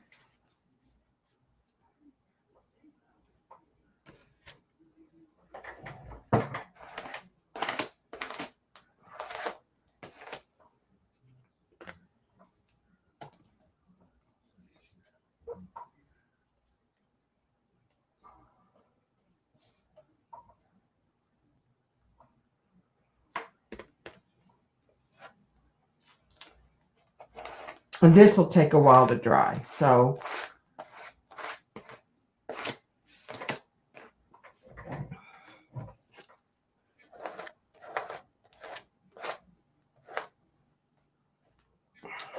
let me turn this real quick.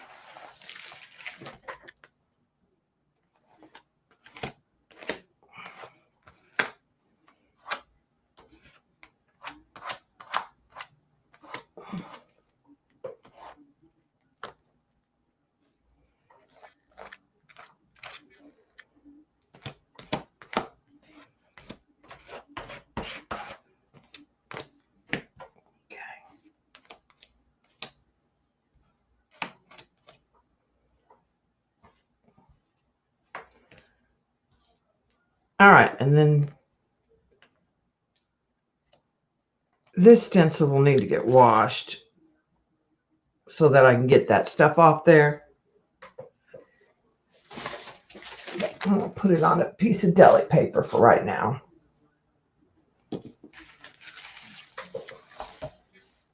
And in fact, I'm going to take this deli out. And I got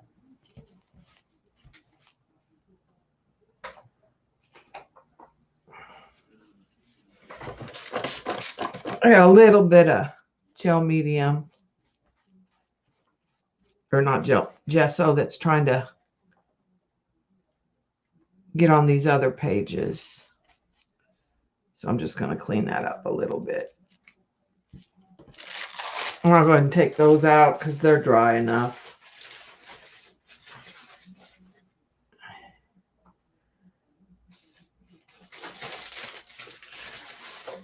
And I'll put one back in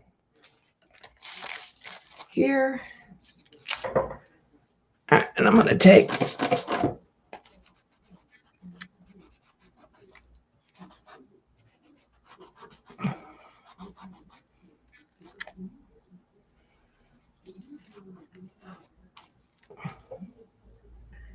and I'll let that dry, and then I'll add color to it.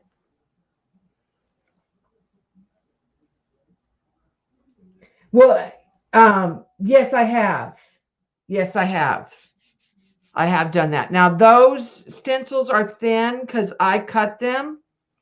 And you know the dividers that you use in your 3-ring notebooks at school? That's what that stencil's made of. So it's very thin. It's really good on the jelly plate, but not necessarily for that type of technique. When I cut them on my silhouette, that's what I use a lot. I can get so many stencils for cheap. In fact, I should look on the silhouette site for some stencil patterns to see if there's anything I like to cut.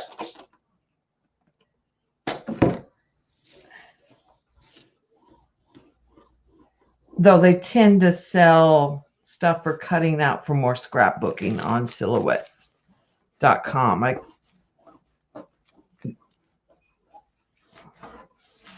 find their files a little limited.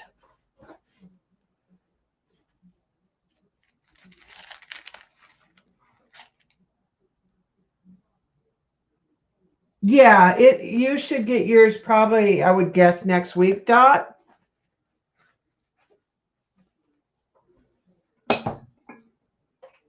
I went to the post office today to send something out because I was afraid they would close. I didn't know if they were going to like close back down the face-to-face mail again. You know, since I have a piece of cat hair right in there. Fur ephemera. Is Jersey still here?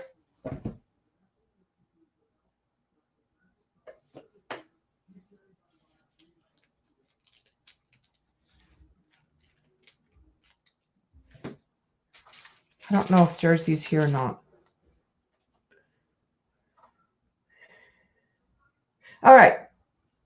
I'm going to tell you what I sent. I sent you the Cabbage Patch pictures from the patterns like I told you. But I also sent you 2 bunnies that I want you to auction when you do the Defy auction. Okay?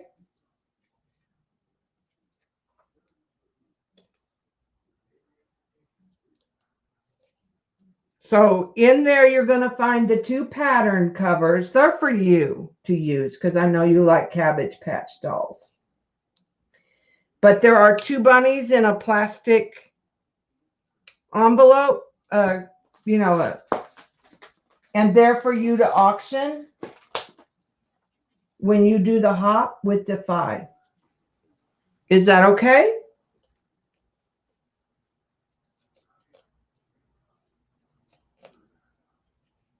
Yeah. And you start them at whatever you want to start, whatever y'all decide to start them. I don't care. I donate stuff like that all the time when I'm doing art shows or locally. People have asked, but I've never, and I thought since I was mailing you something, and it would give you something more to do during your hour, takes a little pressure off if you have some other things. Yeah, I didn't even know I had them, Jersey. I was digging through the patterns because these aren't my sewing patterns. They came from a couple people that I know sent me big boxes of. That's why I have so many. I have 3 drawers of sewing patterns. And the one girl is Bobby's cousin. I found her on Facebook. She's on Epps. And she sews quilts and dolls. And you're going to do just fine, Jersey.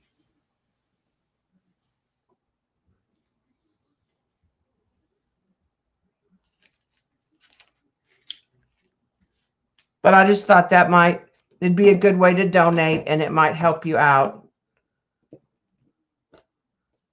with the production of stuff. So I'm going to let this sit and dry. You can see it probably on the screen. I don't know if you can tell, but the gesso has taken a yellow tinge in areas. It's already kind of got that buttery yellow color.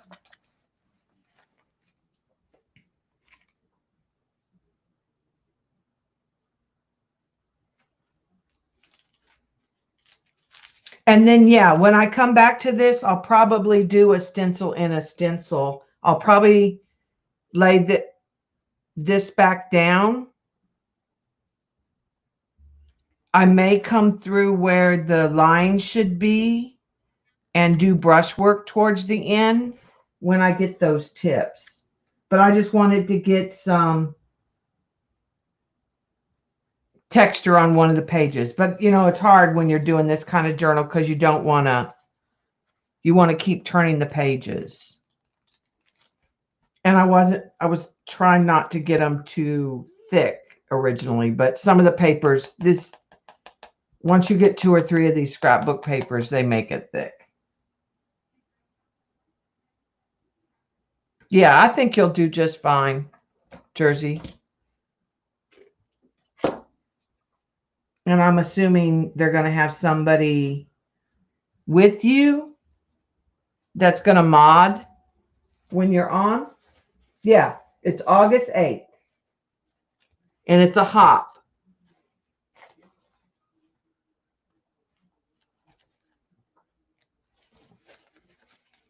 I'm just trying to take out a little bit of that in the gesso, in that ditch there.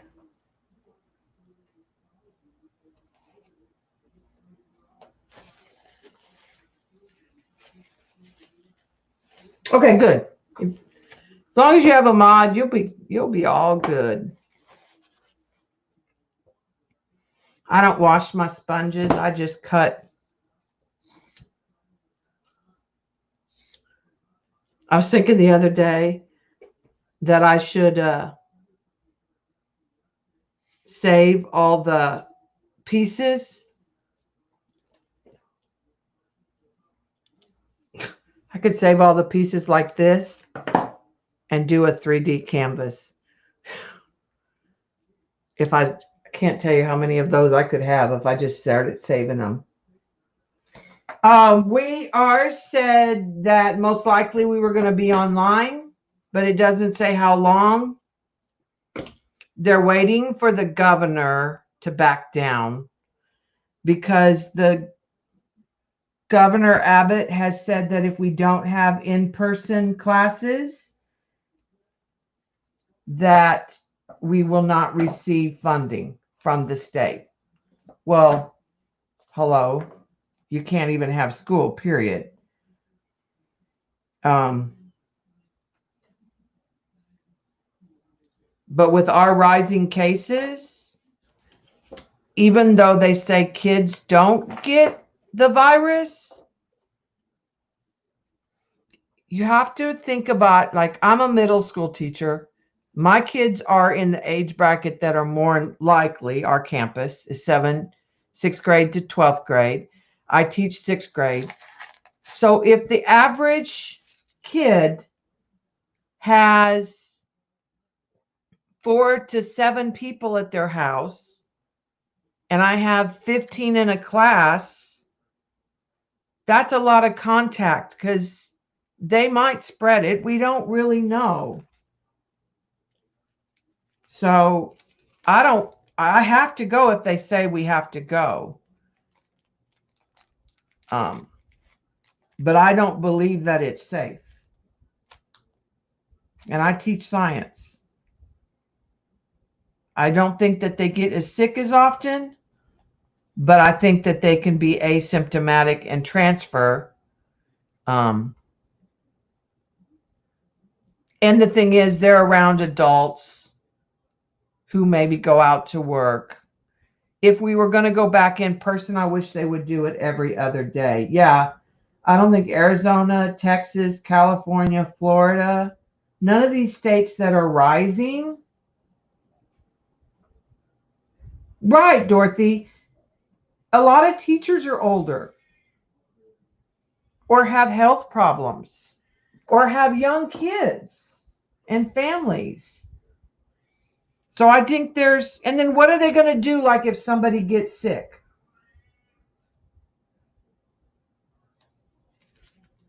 You know, I don't see the point of opening, closing. Just start out virtual, and then when it's safe, go back in.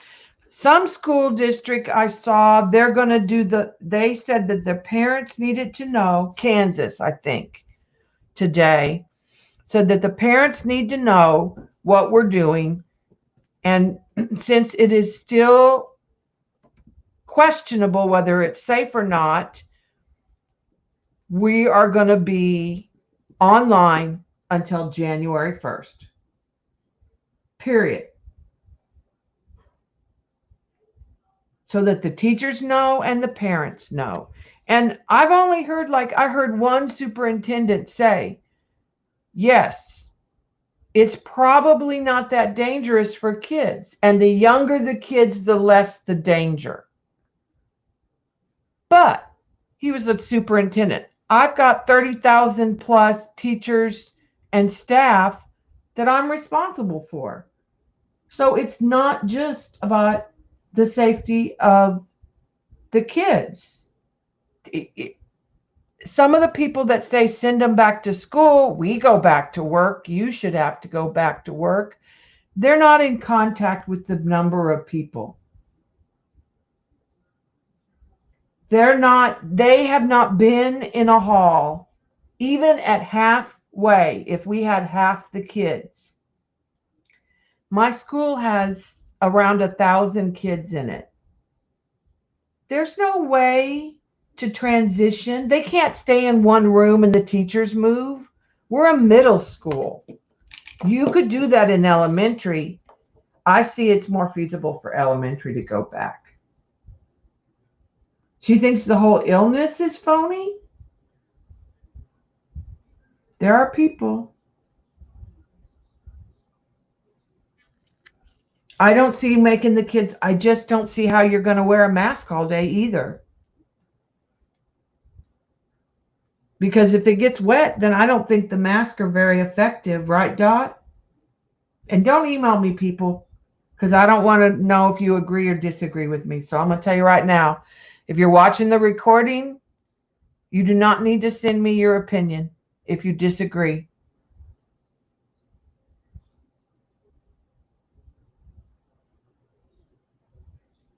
So it's a real concern, you know. I'm 59, Bobby is 63.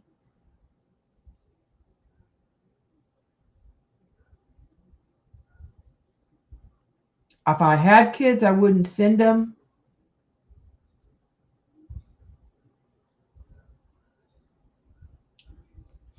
So I don't typically talk about this, but it's coming. We're going back. August 3rd is when I'm supposed to go back. I don't know if we're going to do PD online or if we're going to go back. I assume we'll go back to the building for some meetings. I have to go get my laptop and that kind of stuff. I worry about sixth graders being online. So there's some things like they haven't asked us enough questions. Like they don't know what they're doing, but they haven't asked educators about solutions. Yeah, me too, Ashley. Thank God I have a storage room in my room. There's a big storage room. It's about 4 foot by 5 foot. It's got science supplies in it. I can go in there and take my mask off for a few minutes. But I think when they get wet, because if you wear them all day, they get damp, they're probably less effective. But in a grocery store, you're not contained in a room with 15 to 30 people.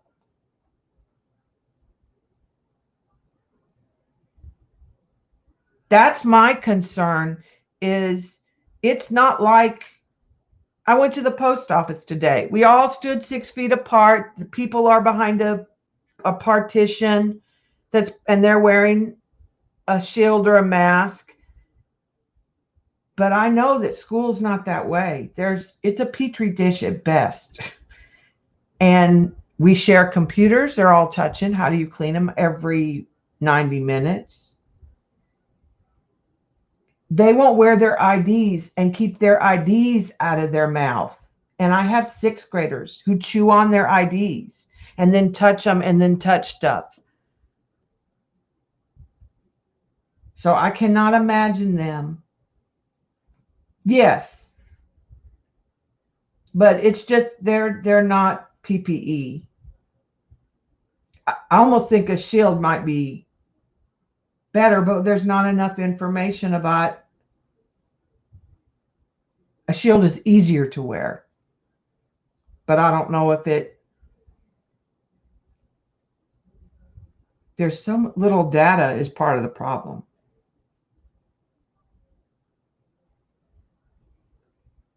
So if we go back, I have to go back. But it sounds like we're going to be online initially. Yeah, it's going to be like, I told you to put your mask on. Why do you have your mask off again? Please stop that. And I have 6th graders. Yes, I realize that, Kathy. Yeah, the mask is to protect others.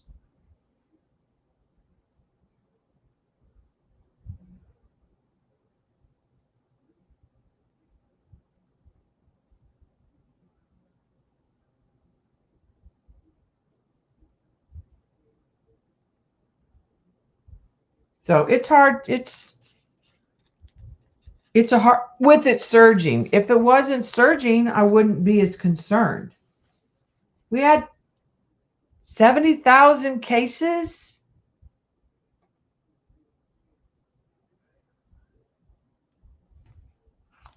Just recently, I think they're hitting like 8 to 10,000 a day in some of these places. They are testing more. A lot of those people go home. It's the surge that concerns me. Yeah. And the fact that the whole time during the summer, they haven't secured, like no one's been in my room. I have tables. I have 8 tables that are about 3 foot wide and maybe about 4 foot long that 4 kids sit in. I have 30 in the room.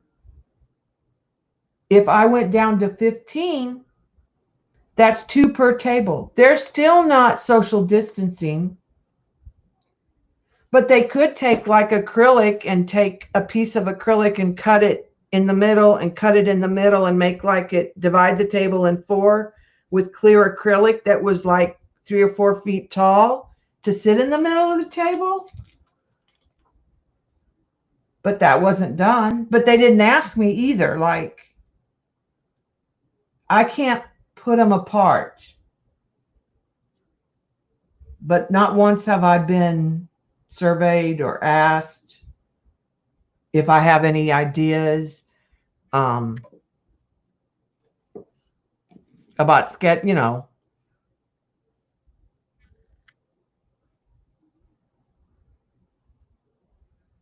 But your country didn't open up willy-nilly like Texas did. Didn't have everybody go to the beach on Memorial Day and have parties. The neighborhood kids don't social distance. They haven't all summer. We see little gangs of 12 hanging out. Their parents hang out. They have parties. The only people social distancing on our street are the old people.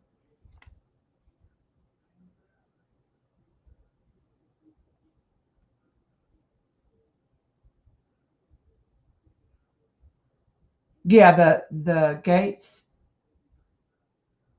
Is that who you're talking about, Jersey? My sister took 10 to 12 days. She didn't have COVID, but she's asthmatic.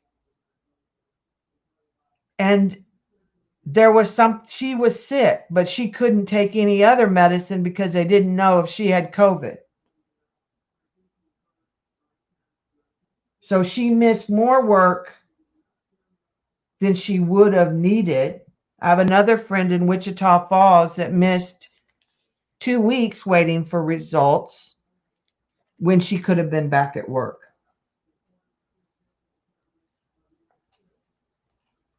I have a student who lost his dad to COVID when it first started. The only other people I know that have passed due to COVID were older people. We even started getting our groceries delivered because people weren't wearing their mask in the grocery store. The post office, I'll go to very limited drive through someplace like that, but we're not going in the restaurant. And we're not even going to the grocery store now. So, and we have a couple friends that were quarantined that came over to work in the studio with Bob, but now that they're back at work, they can't come over.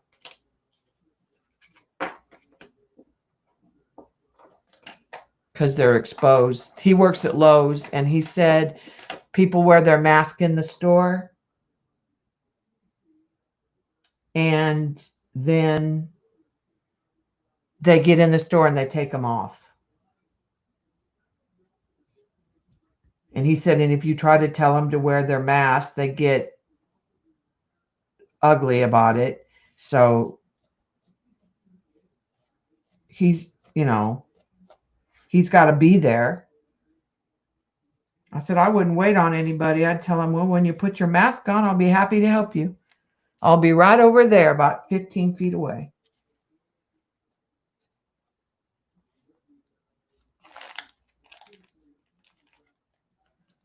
So, well, that's probably enough of my rant.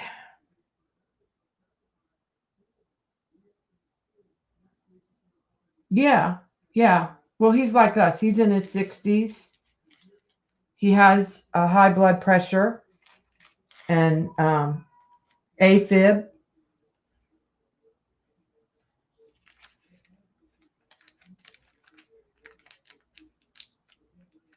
Yep. And you're my people. So, well, Bob rants and I rant back. So I should probably get off here because he has a new banjo and a new mandolin, and he is dying to pick it up and play. And when I'm online, he can't because I'll get a strike. So thanks for watching, and I will see you online Tuesday at 4, but I'll see you at everybody else's house.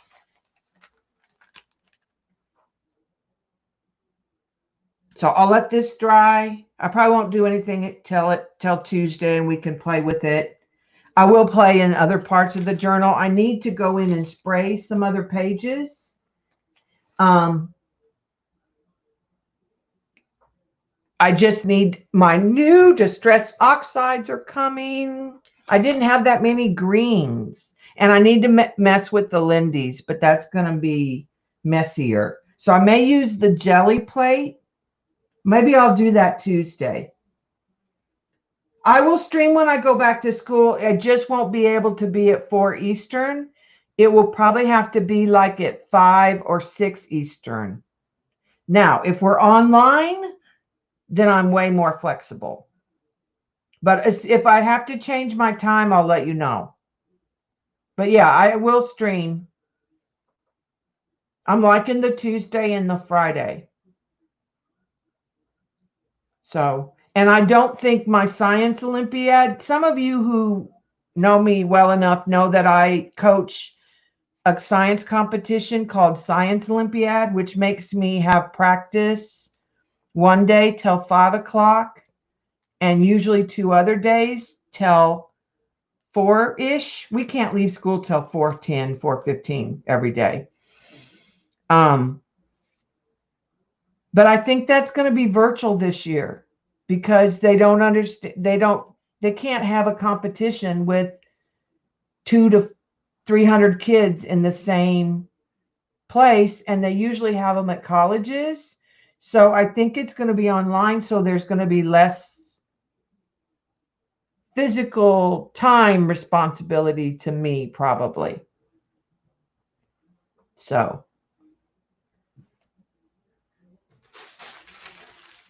I will probably stop in at Mary's. Mary's will be on. Beth is on tonight. and I'll probably pop in here and there after I see what Bob wants to do about dinner. Bye, guys. Thanks for hanging out.